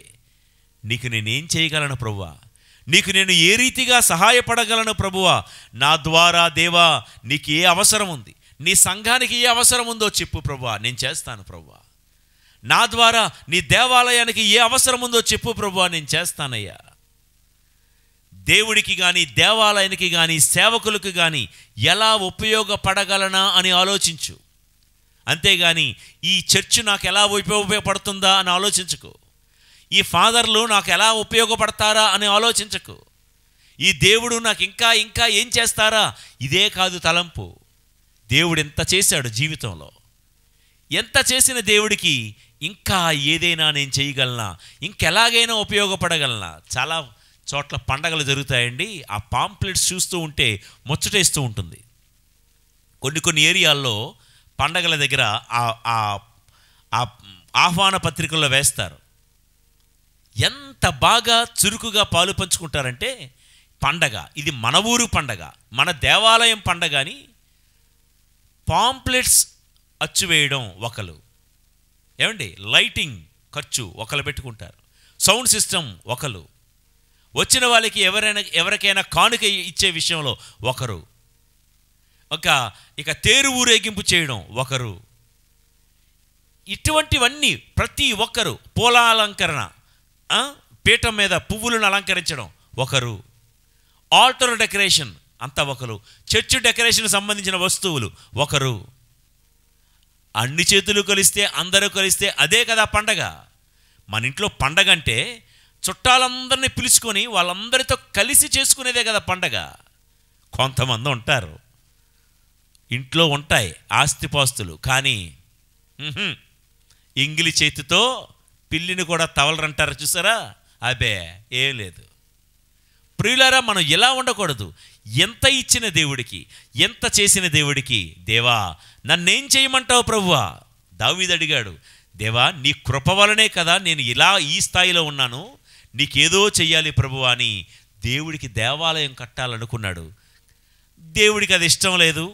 దేవుడు దావీదు చేత మందిరాన్ని నిర్మించుకోలేదు, అది తర్వాత విషయం. కానీ దావీదు మందిరాన్ని నిర్మించకపోయినా మందిరాన్ని నిర్మాణానికి అయ్యే ఖర్చు, అధిక వ్యయం దావీదే చెల్లించాడన్న మాట మనం తర్వాత చదువుకుంటాం ప్రియులారా. రైట్, ఇదండి దావీదు గారి జీవితంలో దేవుడు ద్వారాన్ని తెరిచిన తీరు. ఆయన ఒక్కసారి ద్వారం తెరిస్తే ఎవడు ముయ్యలేడు, ఆయన ఒక్కసారి మూస్తే ఎవడు తెరవలేడు. వినారా ఈ మాట? మనం ఈరోజు ఏ ప్రాంతంలో ఉన్నాము? అబ్రోనా, ఆ మాట మర్చిపోకండి. అబ్రోనా అనగా ద్వారము తెరిచే దేవుడు. ఇజ్రాయేలుల ఎడారి యాత్రలో అబ్రోనా అనే ఈ ప్రాంతంలో మనందరినీ ఆపి దేవుడు చెప్తున్న మాట, యాత్రలో ఉన్న మీకోసం, మీ యాత్రలో ప్రయాణంలో ఏ వ్యక్తి ద్వారా, ఏ వస్తువు ద్వారా, ఏ ప్రాంతము ద్వారా మీకు ఆటంకాలు ఎదురైనా మీకు నేనున్నాను. ఏ క్రూర మృగాలు మీ వద్దకు రాకుండా ద్వారం ముయ్యడం నాకు తెలుసు. ఏ ఆటంకాలు ఎదురవ్వకుండా ద్వారం తెరవడం నాకు తెలుసు. అన్నీ తెలిసిన దేవుడి చేతిలోనికి ఏమీ తెలియని మన జీవితాలను సమర్పించుకుంటూ ముందుకెళ్దాం. దావీదు నుండి మనం నేర్చుకున్నది ఒకటే, చిన్నప్పుడే అభిషేకించి ద్వారాలు తెరిచాడు. ద్వారాలు తెరవంగానే సింహాసనం మీద డైరెక్ట్గా వచ్చి కూర్చోబెట్టలేదు. అవి జరగాలంటే ఎన్నో వాగులు, లోయలు, పర్వతాలు దాటాలి, ఎక్కాలి, ఈదాలి. ఇవన్నీ జరిగిన తర్వాతే సింహాసనం, రాజరికం దావీదుకు దక్కింది. ఇది గుర్తుంచుకోండి. మన జీవితంలో కూడా దేవుడికి ఒక సంకల్పం ఉంది. దాన్ని ఎవ్వడు నిర్వీర్యం చేయలేడు. దేవుడు ఒక ఆలోచన ప్రకారం, ఇర్మియా భక్తుడు అంటాడు కదా 33వ అధ్యాయం 3వ వచనంలో, మనందరి కోసం దేవుడు ఒక బంగారు ప్రణాళిక ఏర్పాటు చేశాడు. 29వ అధ్యాయంలో ఉంటుంది ఇర్మియా గ్రంథం 29:11లో. ఒక బంగారు ప్రణాళిక దేవుడు మనందరి కోసం ఏర్పాటు చేసే ఉన్నాడు. అందుకే ద్వారాలు తెరిచే ఉన్నాయి. దావీదులాగా ఓర్పుతో, సహనంతో ఉందాం. సహనంతో దావీదు ఉన్నాడు. అందుకని దేవుడి యొక్క ఎలా ద్వారం తెరిచాడో, ఎందుకు ద్వారం తెరిచాడో దావీదు చవి చూచాడు. ఇక రెండో ఉదాహరణ చెప్తాను. ఆది కాండానికి వెళ్దాం. ఆది కాండంలో 19వ అధ్యాయము 10-11 వచనాలు ఒక్కసారి చదువుకుందాం. లోపలనున్న మనుజులిద్దరూ వెలుపలకు చేతులు చాచి లోతుని లోనికి లాగి తలుపులు మూసిరి. పిదప తలుపు దగ్గర ఉన్న వారిలో పిన్నల నుండి పెద్దల వరకు అందరకును కంటి చూపు పోవునట్లు చేసిరి. అందుచేవారు తలుపు కనబడిక తడబడిరి. ప్రియులారా, ఈ సందర్భం ఎక్కడదంటే, లోతు గారు సొదొమ గొమొర్రా ప్రాంతాల్లో కాపురం ఉంటున్నాడు. మీ అందరికి తెలిసిందే. దేవుడు సొదొమ ప్రజల యొక్క దుర్మార్గపు పనులు చూసి ఆ నగరాన్ని తగలబెట్టాలని ఈ మాట అబ్రహాముతో చెప్పాడు. అబ్రహాముతో ఎందుకు చెప్పాలి చెప్పండి? దేవుడు అనుకుంటే టక్కుమని చేసేయచ్చు కదా. అబ్రహాముతో ఎందుకు చెప్పాలి? ఇక్కడ ఒక మాట ఉంది. ఆమోసు గ్రంథం, ఆమోసు ప్రవక్త గ్రంథం 3వ అధ్యాయం 7వ వచనం ఒకసారి చదవండి. 7వ వచనము, ప్రభువైన దేవుడు తన సేవకులైన ప్రవక్తలకు తెలుపకుండా ఎట్టి కార్యమును చెయ్యడు. వింటున్నారా? వెరీ క్లియర్ కదా. ప్రభువైన దేవుడు తన సేవకులైన ప్రవక్తలకు తెలపకుండా ఏ కార్యము చెయ్యడు. అందుకనే సొదొమను నేను తగలబెట్టబోతూ ఉన్నాను అని దేవుడు తన సేవకుడైన అబ్రాముతో తెలిపి మరి ఈ కార్యాన్ని చేస్తున్నాడు. ప్రియులకు దేవుని బిడ్డలారా, అయితే వినండి, లోతు భక్తిని దేవుడు చూశాడు. అబ్రాము చేసే విజ్ఞాపన ప్రార్థన దేవుడు విన్నాడు. లోతు భక్తిని చూసి అబ్రాము విజ్ఞాపన ప్రార్థన విన్న దేవుడు లోతునేం చేశాడో విందాం. అది వినకముందు ఈ సొదొమ గొమొర్రా ప్రజల యొక్క పరిస్థితి ఏంటో తెలుసా? లోతు ఇంటికి ఎవరో అతిథులు వచ్చారు. అతిథులు దేవదూతలు వచ్చారు. వారు చూస్తే సౌందర్య రూపులుగా ఉన్నారు. లోతు ఇంట్లో 2 కూతుర్లు ఉన్నారు. దేవదూతలు ఎవరో పరాయి దేశం నుంచి వచ్చారన్న మాట సొదొమ ప్రాంతీయులందరికీ చేరింది. వీళ్ళంత దుర్మార్గులంటే సభాముఖంగా నా నోటితో ఆ మాటలు కొన్ని నేను చెప్పలేను, కానీ వావి వరసలు లేకుండా, కన్ను మిన్ను గాన రాకుండా లజ్జాకరమైన పనులు చేసే, సిగ్గుమాలిన పనులు చేసే తరం సొదొమ గొమొర్రాలో ఉంది. పొద్దస్తమానం వారు లైంగిక వ్యవహారాల్లో కామ ఉద్రేకాలతో మునిగి తేలేవాళ్ళు. They use to abuse people sexually. వారి నోటి వెంట వచ్చే మాట సెక్స్ సెక్స్ సెక్స్. విచ్చలవిడితనం, విచ్చలవిడి శృంగారం అంటారే, ఆ విధమైనటువంటి పాడు హేయమైన కార్యాలు చేస్తూ, వారు వీరు అనే తేడా లేదు, వావి వరసలు లేవు, వయోభేదం లేదు, లింగభేదం లేదు. అటువంటి దరిద్రపు వాతావరణం సొదొమలో ఉంది. అందుకే దేవుడు కన్నెర్ర చేసి ఆ నగరం మీద అగ్నిని వర్షింపజేశాడు. అయితే ఒకరోజు లోతు ఇంటికి అతిథులుగా 2 దేవదూతలు వచ్చారు. చూశారు. వీళ్ళకున్న పాడు చూపు. ఏమండి, ఆ చూపు చెడిపోయినప్పుడు ఎవరిని చూసినా తల్లి చెల్లి ఇక ఆ వావ్య వరసలు ఉండవు కదా. ఎవరో ఇంటికి అతిథులుగా వెళ్ళారు. ఆ ఇంటిలోకి వెళ్ళి ఆ లోతు యొక్క తలుపులు దబదబా బాతున్నారు. లోతుకు అర్థమైపోయింది. అంటాడు, అయ్యా వీరు నా ఇంటికి వచ్చిన అతిథులయ్యా, తప్పయ్యా, కావాలంటే ఇదిగో నా కూతుర్లు ఉన్నారు, మీరు ఏమైనా చేసుకోండి అనేసాడు. ఇంకేం చేస్తాడు? తప్పక అతిథులను సత్కరించాలనే ఆ తపనతో అన్నమాట. కూతుర్ల మీద ప్రేమ లేక కాదు. అయితే అయినా ఈ మూర్ఖపు జనం తలుపులు బాదుతూ వచ్చి పంపిస్తావా లేదా అని బయట నుంచి కేకలు వేస్తూ ఉంటే లోతు బయటకు వచ్చి బతిమలాడుతున్నాడు. అయ్యా దయచేసి మీకు దండం పెడతాను, వదిలేయండి అయ్యా, నా ఇంటిలోనికి వచ్చిన అతిథులని కాపాడుకోవలసిన బాధ్యత నాకుందని బయటకు వచ్చి బతిమలాడుతూ ఉంటే అక్కడ వాక్యం మనం ఇందాక విన్నాం కదా అండి. ఆదికాండం 19వ అధ్యాయం 10-11.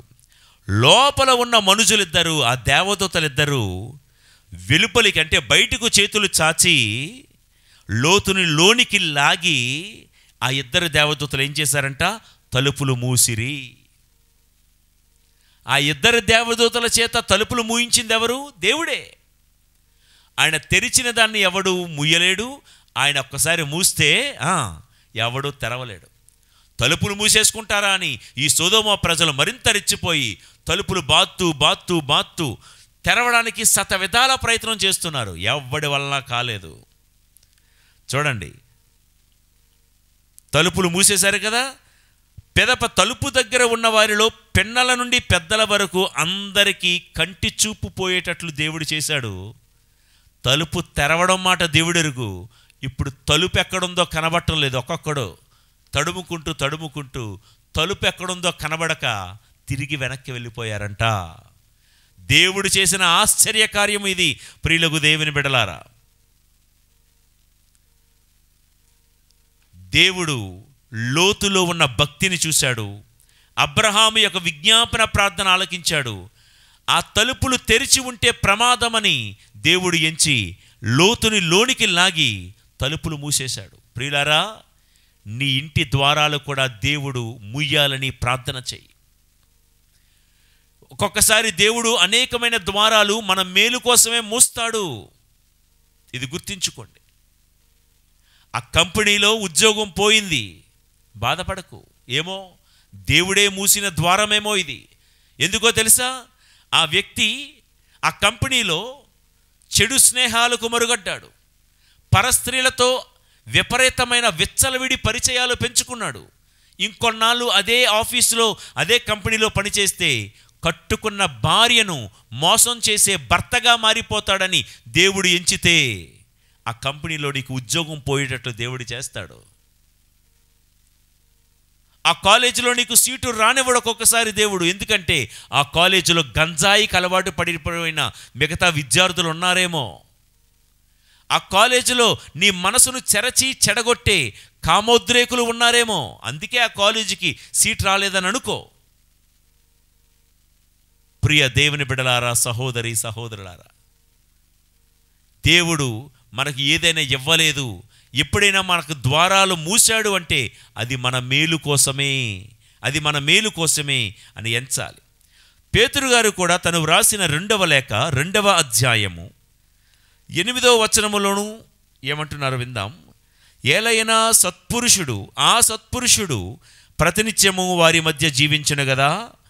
అతడు వినినవి కనినవి అగు వారి దుశ్చేష్టలు అతని ఉత్తమ హృదయమును పీడించినవి. సొదొమ గొమొర్రా ప్రజల గురించి చెప్తున్న ఈ మాటలు ఆ తర్వాత క్రమంలో 10వ వచనము. అందును విశేషించి రోత పుట్టించు శారీరక వ్యామోహములనే అనుసరించుచు దేవుని అధికారమునే తృణీకరించు వారిని ఎట్లు శిక్షింపవలెనో ఆయనకు తెలిసినదే అని మిగతా వచనాల్లో ఇందాక నేను వివరించానే సొదొమ గొమొర్రా ప్రజల విషయమును గురించి పేతురు గారు అక్కడ ప్రస్తావిస్తూ ఉన్నారు. ఎవరి సొదొమ గొమొర్రా ప్రజలు? అక్రమ సంబంధీకులు, వ్యభిచారపు ఆత్మ కలిగిన వాళ్ళు. కానీ లోతు తాను కన్నవాటిని, తాను విన్నవాటి వలన పీడింపబడలేదు. అది పేతురు గారు ఇక్కడ చెప్తున్న మాట 8వ వచనంలో. లోతు హృదయాన్ని సొదొమ ప్రజలు పీడించారు. ఎన్నో దుర్భాషలు విన్నాడండి లోతు. సొదొమ గొమొర్ర ప్రజలు మాట్లాడుతూ ఉంటే ఎన్నో కాని పనులు, హాని పనులు కల్లారా చూశాడు. కానీ వీటి వలన సొదొమ ప్రజల దుర్మార్గపు దుశ్చేష్టల వలన లోతు పీడింపబడలేదు. మనకి సైతాను నుండి ద్వారం ముయ్యాలి అంటే ఈ లోకంలో ఎన్నో వింటామండి, ఎన్నో చూస్తామండి. చెడ్డ మాటలు, బూతు మాటలు, గాలి మాటలు, పుకార్లు, నిందలు. వీటి వలన మనం పీడింపబడకూడదు లోతులాగా. అప్పుడు ఏ సైతానుడు కూడా నీ ఇంటి ద్వారములో ప్రవేశించలేదు. ఈరోజు సొసైటీ, సమాజాన్ని కూడా చూడండి. సొదొమ ప్రజలకు ఏమీ వ్యతిరేకంగా లేదు. ఆల్మోస్ట్ లైక్ సొదొమ ప్రజల్లాగే ఈ సొసైటీ కూడా ఉందండి. వయోభేదం లేదు, లింగభేదం లేదు, వావి వరుసలు లేవు. ఇలాంటి సమాజంలో లోతులాగా జీవిద్దాం మీరు నేను. ప్రియులకు దేవుని బిడలారా, శోధన పాపపు తలుపులను దేవుడు లోతు కోసం మూశాడు. బయట ఉన్న లోతును లోనికి లాగి తలుపులు మూసేశాడు. లోతు, ఈ చెడు మాటలను వినద్దు, లోపలికి వచ్చాయి. లోతు, ఈ చెడు నువ్వు చూడొద్దు, లోపలికి వచ్చాయి. లోతు, ఈ సొదొమ ప్రజల్లాగా నువ్వు ఆలోచించద్దు, లోనికి వచ్చాయి అని తలుపు మూసేశాడు దేవుడు. లోనికి లాగి తలుపులు మూసేసిన దేవుడు ఈ సమాజంలో జరుగుతున్న వాటిని, చూస్తున్న వాటిని నీ చూపులు పాడు చేయకుండా దేవుడు మనందరినీ లోనికి లాగునుగాక. ఈ లోకంలో వినబడుతున్న చెడు ఏది మన చెవులకు చేరకుండా దేవుడు తన లోనికి మనందరినీ లాగునుగాక. తన లోనికి లాగి దేవుడు లోతుకు సొదొమకు మధ్య ద్వారాన్ని మూసినట్లుగా మనకు సైతానుకు మధ్య దేవుడు ద్వారాన్ని మూయగా ఆయన మూసిన దాన్ని ఏ నరమాత్రుడు తెరవకుండునుగాక. ఈరోజు కాలేజీకి, ఆఫీసులకు వెళ్తున్నటువంటి మన బిడ్డలకు వ్యతిరేకంగా ఆలోచిస్తున్న ఎన్నో తలంపులుంటాయి, ఎన్నో తలుపులు ఉంటాయి. వాటన్నిటినీ దేవుడు ముయ్యాలని మనం ప్రార్థన చేద్దాం. ఎంతోమంది కుట్రలు, కుతంత్రాలు, పన్నాగాలు పన్నుతూ ఉంటారు. మనుషుల్లాగే ఉంటారు, కానీ కోరలు ఉన్న మనుషులు, విషపు కోరలు ఉన్న మనుషుల మధ్య బ్రతుకుతున్నాము. మనుషుల్లానే ఉంటారు, కానీ తోడేళ్లలాగా గొర్రె చర్మం కప్పుకున్న వాళ్ళు చాలామంది ఉంటారు. వీళ్ళందరి తలంపుల నుండి తలుపులు ముయ్యి ప్రభువా, ద్వారాలు నువ్వు ఒక్కసారి మూస్తే దాన్ని తెరవగలవాడు ఎవడయ్యా అబ్రోనా అనే ఈ చోటులో దేవుడు నేర్పించే పాఠం. ఈ యాత్రలో ఎప్పుడు ద్వారాలు తెరవాలో, ఎప్పుడు ద్వారాలు ముయ్యాలో తెలిసిన దేవుడు. సింహాల నోటిని దానియేలు కోసం మూసిన దేవుడండి. దేన్ని తెరవాలో, దేన్ని ముయ్యాలో మనం దేవుడికి చెప్పాలా? ఏ అవకాశాలను ముయ్యాలో, ఏ అవకాశాలు తెరవాలో దేవుడికి మనం చెప్పాలా? సింహాల నోటిని ఒక్కసారి దేవుడు మూయించాడు. ఇదిగో దానియేలు వస్తున్నాడు, ముందే చెప్పుంటాడు సింహాలకి దేవుడు. సింహాలారా, మీరు ఆకలితో ఉన్నారు నిజమే, రక్తం వాసన మరిగి ఉన్నారు నిజమే. ఇదిగో ఎవరో వస్తున్నారు ఈ బోనులోకి, గుహలోకి, అడుగుల చప్పులు మీకు వినబడుతున్నాయి. ఎప్పుడెప్పుడు తినేద్దామా అని ఆరాటపడుతున్నారా సింహాలారా? Shut up, be silent, be mute అన్నాడు దేవుడు. ఆయన సైలెంట్ అనగానే సైలెంట్గా నోరు మూసుకున్నాయి. అడుగుదాం, అసలు సింహాలు ఎందుకు ఆ మాట వినాలి? సింహాలు ఎందుకు దేవుడి మాట వినాలి? ఆ దేవుడు ముందు ఈ సింహాలు పిల్ల సింహాలు.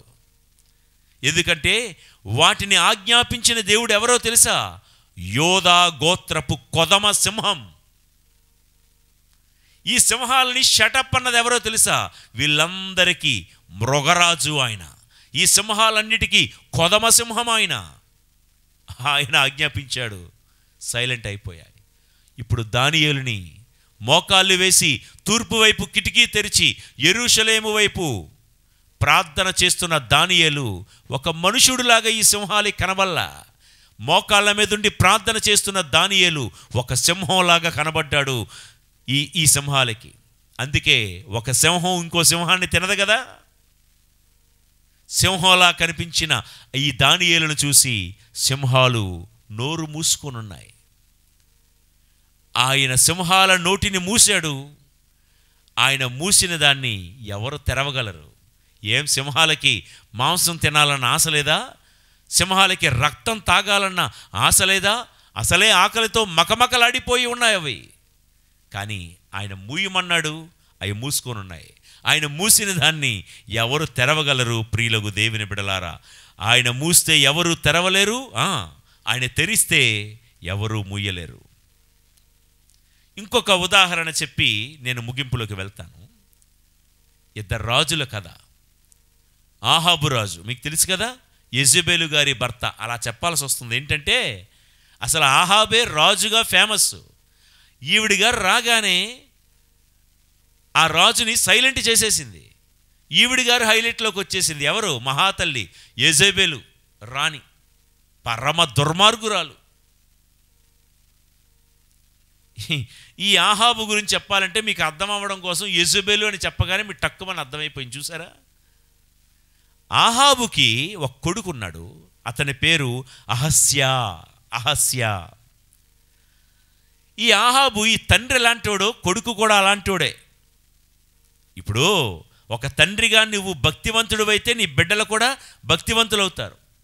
నువ్వే భక్తిహీనుడివైతే, నువ్వే త్రాగుబోతైతే నీ బిడ్డల మీద కూడా ఆ త్రాగుబోతు ఆత్మే పనిచేస్తూ ఉంది. అంటారే, బయట సామెత ఉంది, బేటా బాప్ ఏక్ నంబర్ బేటా 10 నంబర్ అంటారు. అంటే తండ్రి ఎలాంటి వాడో కొడుకు కూడా అలాంటి వాడే. ఆహాబు ఎలాంటి వాడయ్యాడో అహస్యా కూడా అలాంటి వాడే. ఏమైందో చూద్దాం.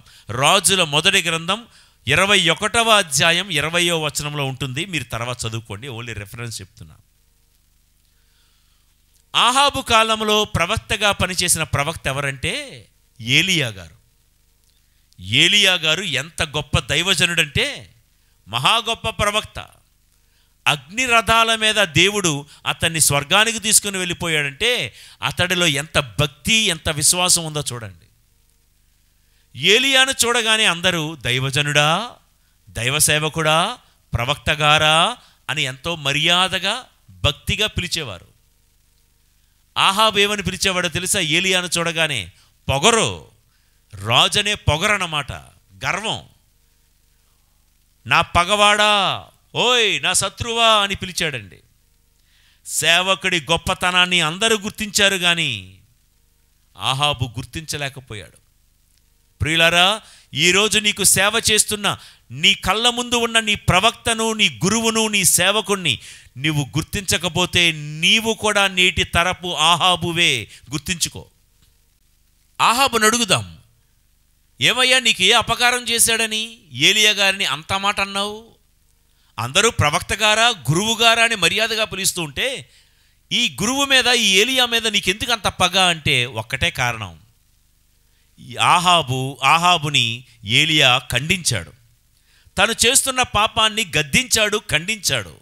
నీవు యావే దేవుని వదిలిపెట్టి బాలు, అష్టారోతు దేవతలను ఆరాధించడం తప్పు అని తను చేస్తున్న తప్పును సూటిగా వేలెత్తి చూపించాడండి. అంతేనండి, పగబెట్టేసుకున్నాడు. ఆ రోజుల్లోనే కాదు, ఈ రోజుల్లో కూడా అంతే కదా. మనల్ని పొగిడే ప్రసంగాలంటే చాలామందికి ఇష్టం. మనల్ని ఆహా ఓహో అనే ప్రసంగాలంటే చాలామందికి ఇష్టం. చేస్తున్న తప్పును, పాపాన్ని వాక్యానుసారం ఖండించే వాళ్ళంటే చాలామందికి నచ్చదు కదా. వాళ్ళందరూ ఎవరు? ఆహాబులు. ప్రియులకు దేవుని బిడలారా, ప్రవక్త ఎప్పుడైనా నిన్ను గద్దిస్తున్నాడంటే, సేవకుడు ఎప్పుడైనా నిన్ను ఖండిస్తున్నాడు అంటే, ఏ బోధకుడైనా వాక్యానుసారము నీ జీవితంలో ఎదుగుతున్న రెమ్మలు, కొమ్మలు కత్తిరిస్తున్నాడంటే, ప్రవక్తలు, నీతిమంతుల గద్దింపు నాకు అభిషేకపు ద్వారాలు తెరిచేవి అని నమ్ము. ఒక గురువు నిన్ను గద్దిస్తూ ఒకవేళ నిన్ను మందలిస్తున్నాడంటే,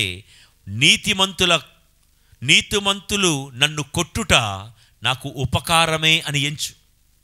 ప్రవక్తలు, నీతిమంతుల గద్దింపు నా తలకు తైలాభిషేకం అని నమ్ము. ఇది ఆ రోజుల్లో, పూర్వం రోజుల్లో మాకు బాగా గుర్తు.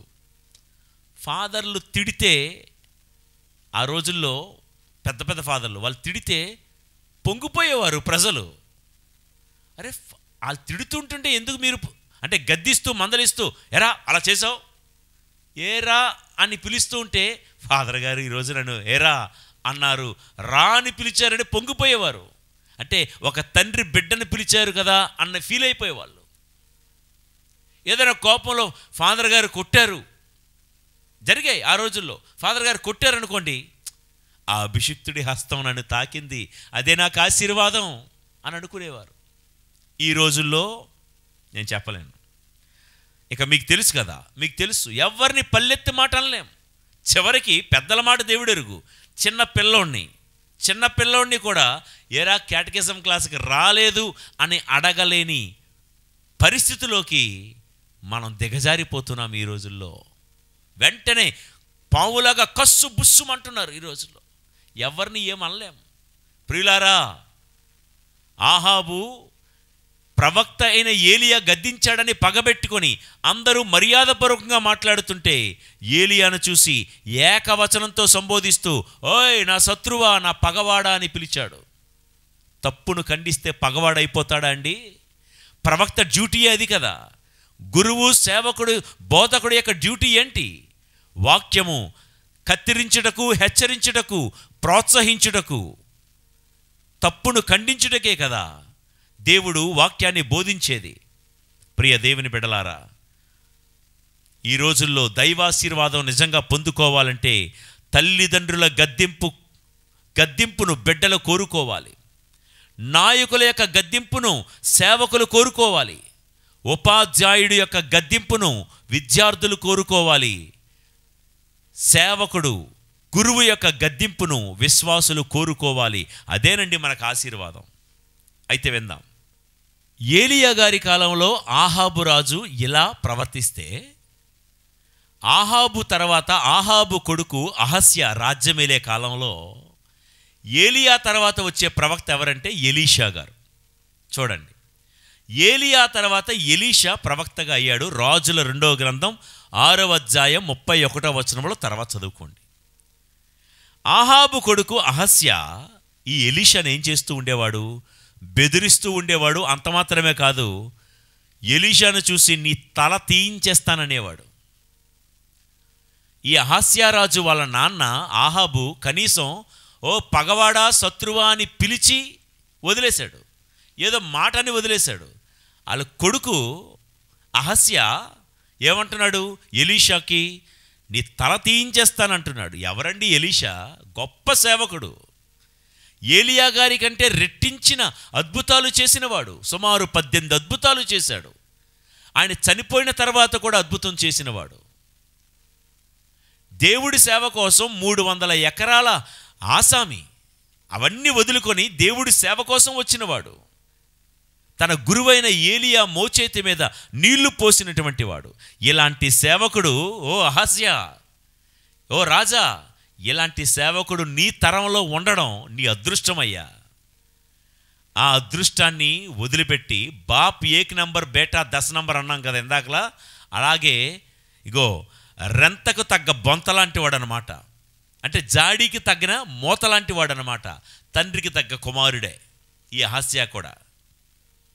తండ్రి శత్రువా అన్నాడు, బిడ్డ ఏమో తలే తీసేస్తానంటున్నాడు. అంటే ప్రవక్తల మీద తరతరాల్లో ఏమాత్రం మర్యాద, మంచి గౌరవం లేని ఈ రాజుల కుటుంబాన్ని చూసి దేవుడు ఏం చేశాడో తెలుసా? వారి జీవితంలో ద్వారాన్ని మూసేశాడు. ఒక రాజుగా రాజు ఏం కోరుకుంటాడో తెలుసా? నా రాజ్యం సుభిక్షంగా, సురక్షితంగా ఉండాలి, ప్రజలందరూ ఏ కొరత, ఏ కరువు లేకుండా ఉండాలి అని అనుకుంటాడు కదా. దేవుడు ఇలా పొగరబట్టిన ఈ రాజుల కాలంలో ఆ రాజ్యానికి ద్వారాలు మూసేస్తే ప్రజలు ఆ రాజ్యంలో కరువుతో విలవెల్లాడిపోయారండి. కరువుతో విలవెల్లాడిపోయారు. అడుగుదాం, అటు దావీదు రాజే, ఇటు ఆహాబు, అహస్య కూడా రాజులే. దావీదు జీవితంలో దేవుడు ద్వారం ఎందుకు తెరిచాడు? ఈ ఆహాబు అహజ్యా రాజుల కాలంలో దేవుడు ద్వారాలు ఎందుకు మూసేశాడు? తేడా గమనించారా?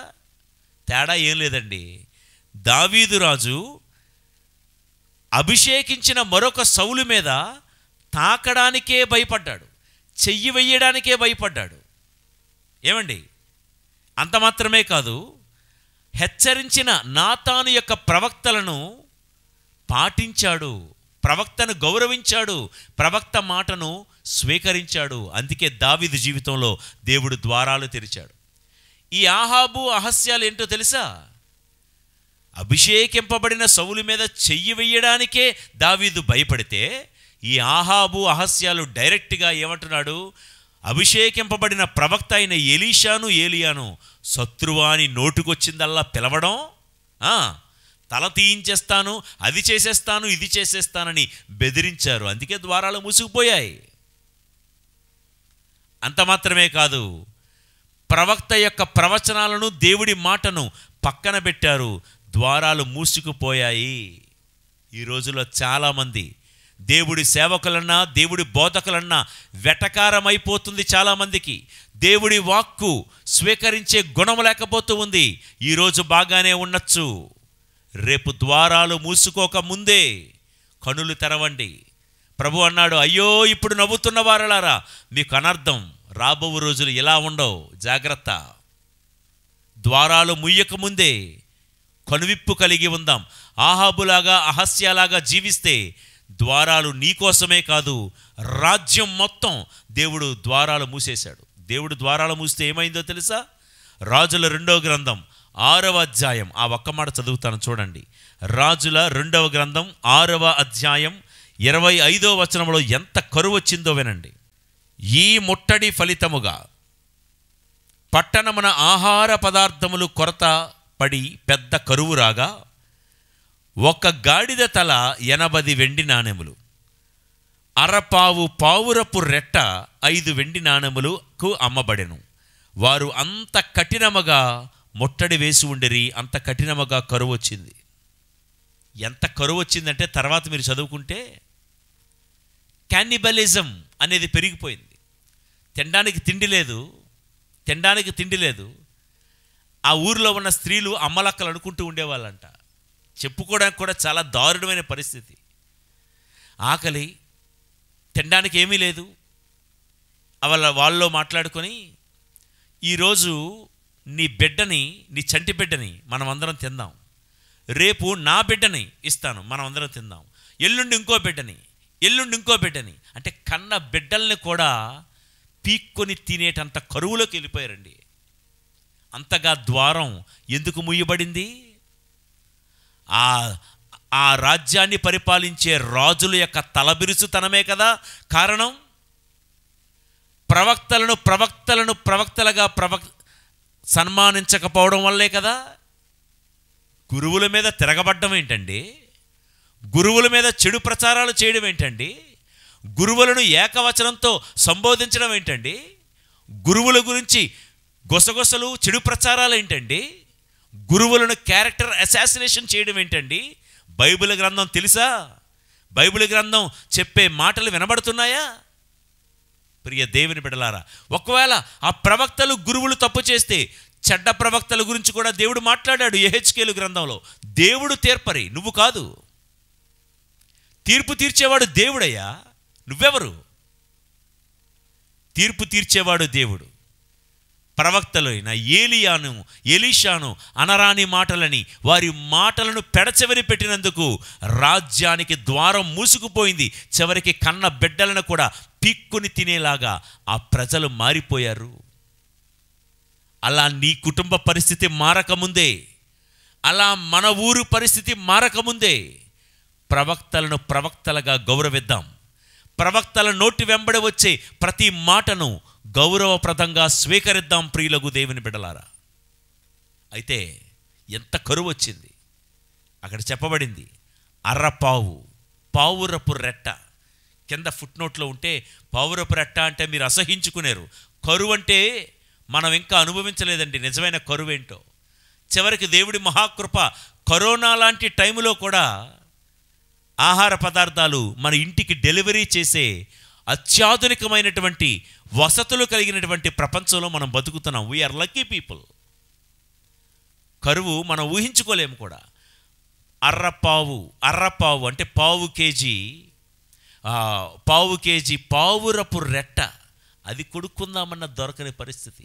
పావురపు రెట్ట ఏంటండి, తినడం ఏంటండి, చిచ్చి అసహ్యంగా. అంటే ఫుట్ నోట్లో ఉన్నది ఏంటంటే పావు కేజీ అడవి ఉల్లిపాయలు 5 వెండి నాణాలు అంటండి. 5 వెండి నాణాలు అంటే రేట్లు అంత పెరిగిపోయాయి. నేను ఆ జోలికి వెళ్ళను కానీ ఉదాహరణకి ప్రస్తావిస్తున్నాను. జీతాలు పెరుగుతున్నాయి ఈ రోజుల్లో. అబ్బా, మాకు 60,000 80,000 జీతం అని మురిసిపోయే లోపలే 20 రూపాయలు ఉండాల్సిన కందిపప్పు ఈరోజు ఎంత ఉందండి? 10 రూపాయలకు అమ్మాల్సినటువంటి పంచదార, కేజీ పంచదార ఈరోజు రేట్ ఎంతండి? మా రోజుల్లో మేము ఉన్నప్పుడైతే, నాకు తెలుసు, నేను మార్కెటింగ్ చేస్తున్నప్పుడు మా ఏజ్లో 35 పైసలకి కోడిగుడ్డు తీసుకొచ్చేవాడిని ఇంటికి. 35 పైసలు ఒక కోడిగుడ్డు. 35 అలాగే మారుతూ ఉండేది. ఇప్పుడు కోడిగుడ్డు ధరట 6, 7, 8 రూపాయలు. రేపు ఉదయం రేట్లు ధర పెరిగి ఒక గుడ్డు ధర 100 రూపాయలంటే కొనుక్కోమా? పెట్రోల్ ధరలు నాకు తెలిసి 40-50 రూపాయలు లీటర్ పెట్రోల్ కొట్టించేవాళ్ళం. ఇప్పుడు అమ్మో 100 రూపాయలు అయిపోద్దంట ఎప్పుడో అనుకునేవాళ్ళం. ఇప్పుడు 100 రూపాయలైనా పెట్రోల్ కొట్టించుకోవటం లేదా? నేను అడుగుతా, నా నోటితో అనకూడదు కానీ, లీటర్ పెట్రోల్ 1000 రూపాయలు అన్నారనుకోండి, తిరగడం ఎవరైనా మానేస్తారండి రోడ్డు మీద? కరువు అంటే ఇదే. క్రమక్రమంగా మనం కూడా చూస్తున్నాము. ఉద్యోగాలు పెరుగుతున్నాయి, జీతాలు పెరుగుతున్నాయి, కరెక్టే. రేట్ల ధర ముందుతో పోల్చుకుంటే ఇప్పుడు రేట్ల ధర ప్రతి దాని మీద మళ్ళా ములిగే నక్క మీద తాటిపండు పడినట్లుగా దాని మీద మళ్ళీ జిఎస్టి. ప్రియ దేవుని బిడ్డలారా, సహోదరి సహోదరులారా, ప్రతి దాని మీద జిఎస్టి. ప్రియ సహోదరి సహోదరులారా, ఎందుకు ఈ పరిస్థితి, ఎందుకు ఈ కరువు, ఎందుకు ఈ వాతావరణం ఎందుకు వచ్చింది? ద్వారాలు మూయబడ్డాయి. ద్వారాలు క్రమక్రమంగా కిందకు దిగుతూ మూయబడ్డానికి సిద్ధంగా ఉంటున్నాయి. పూర్తిగా ద్వారాలు మూయబడక ముందే మనము కళ్ళు తెరవాలి.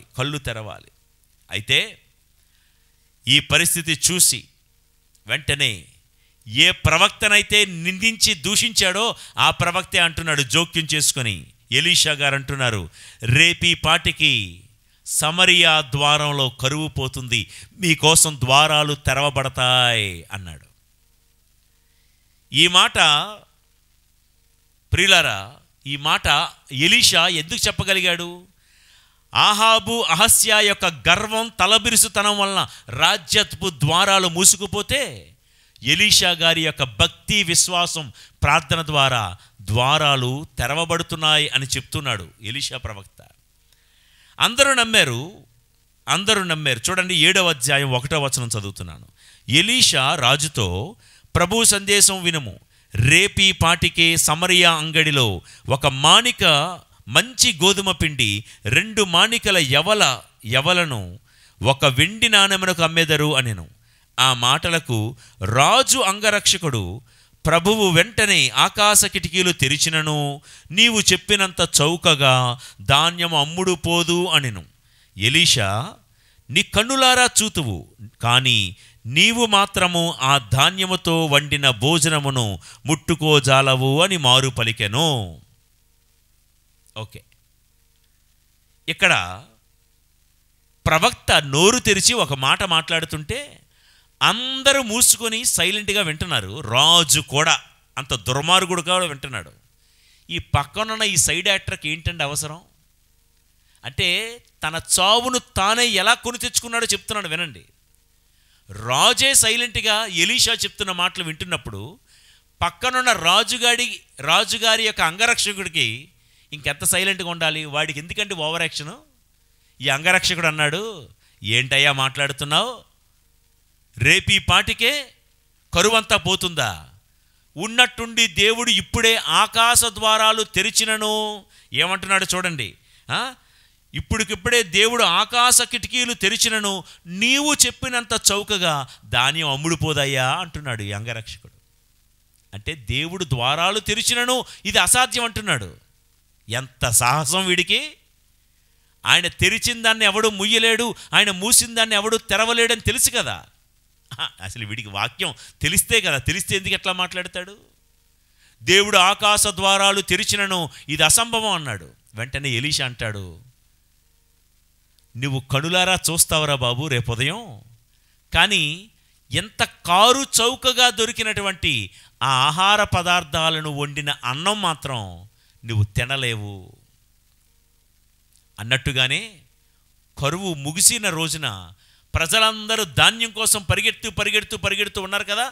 ఆ స్టాంపీడ్లో ఆ యొక్క ఆ గుంపు మధ్య ఇందాకలా వాగాడే అంగరక్షకుడు, వాడు పాదాల కింద నలిగి నుజ్జైపోయి వాడు చనిపోయాడంట. ఇదండి అబ్రోనా, ఈ ప్రాంతంలో ద్వారం తెరిచే దేవుడు. ఆయన ద్వారం తెరిస్తే ఏమవుతుందో విన్నాం, ఆయన ద్వారం మూస్తే ఏమవుతుందో విన్నాం. ఈరోజు ఈ వాక్యాన్ని ఆలకించిన మనమందరం ఈ నిరీక్షణతో కలిసి ప్రయాణించే జూబిలీ యాత్రలో మన కోసం కొన్ని ద్వారాలు దేవుడు తెరుస్తాడు. దేవుడు ద్వారం తెరవగానే దావీదు జీవితంలో వెంటనే సింహాసనం మీదకి ఎక్కి కూర్చోలేదు. కొన్ని బాధలు, కొన్ని శ్రమలు, కొన్ని ఇబ్బందులు పడిన తర్వాత మాత్రమే. కాబట్టి దేవుడు ద్వారం తెరవగానే వెంటనే జరగాల్సినవన్నీ జరిగిపోతాయి అనుకోవద్దు. కొన్నిసార్లు జరగచ్చు. ఇదిగో సమరయాలో ఎలీషా ప్రవక్త అన్నాడు, రేపీ పాటికే ద్వారాలు తెరవబడతాయి అన్నాడు. తెరవబడింది. కొన్ని వెంటనే ద్వారాలు తెరవబడవచ్చు, కొన్ని ఆలస్యం అవ్వచ్చు. ఆలస్యమైనంత మాత్రాన ఇక జరగలేదు అనుకోకు. హబక్కూకు ప్రవక్త 2వ అధ్యాయము 3వ వచనములో నీ కంటికి నాకు అది ఆలస్యం అగునట్లే కనిపించును గాని ఇక ఆలస్యము జరగదు, జరగాల్సింది తప్పకుండా జరుగుతుందని హబక్కూకు ద్వారా దేవుడు మాట్లాడాడు.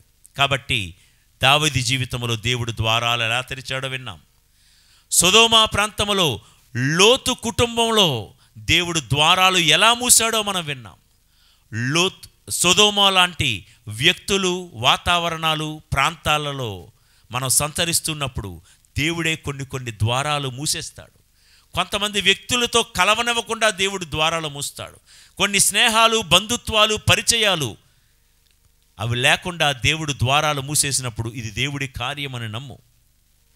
ఇక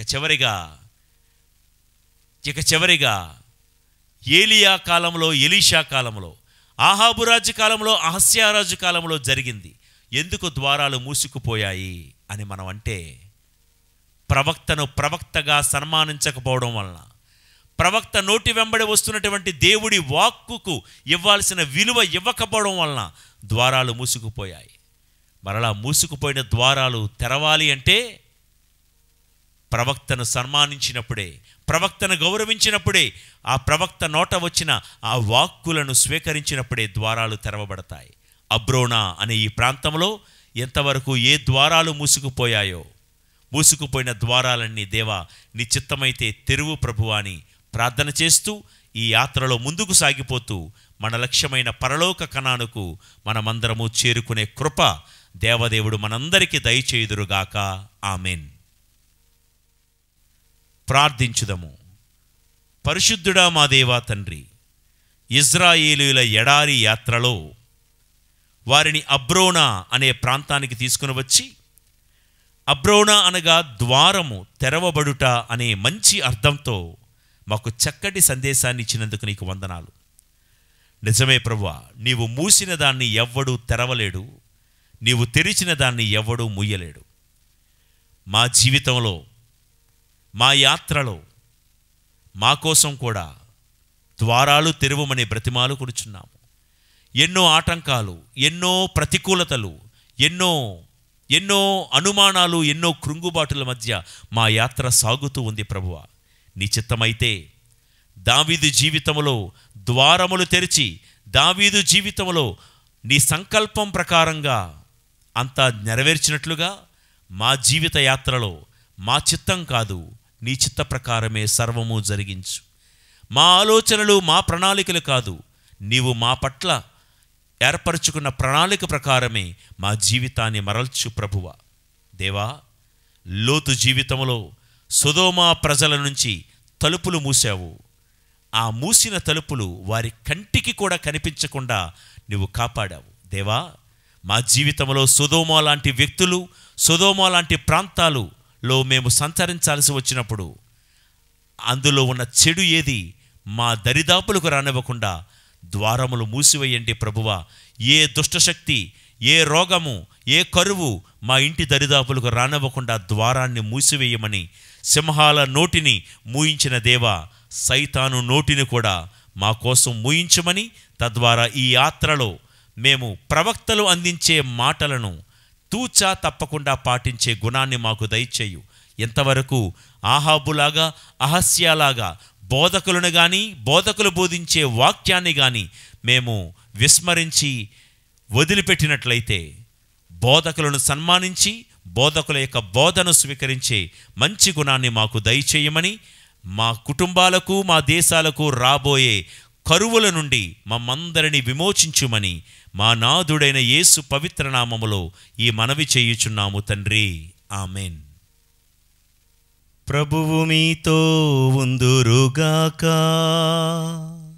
మీ ఆత్మతోనూ ఉండునుగాక. సర్వశక్తిగల సర్వేశ్వరుడు పితా, పుత్ర, పవిత్రాత్మదేవుని దీవెనలు సర్వదా మీకు తోడై ఉండి మీ యాత్రలో నిత్యము మిమ్ము నడిపించి సర్వదా కాపాడుదురుగాక.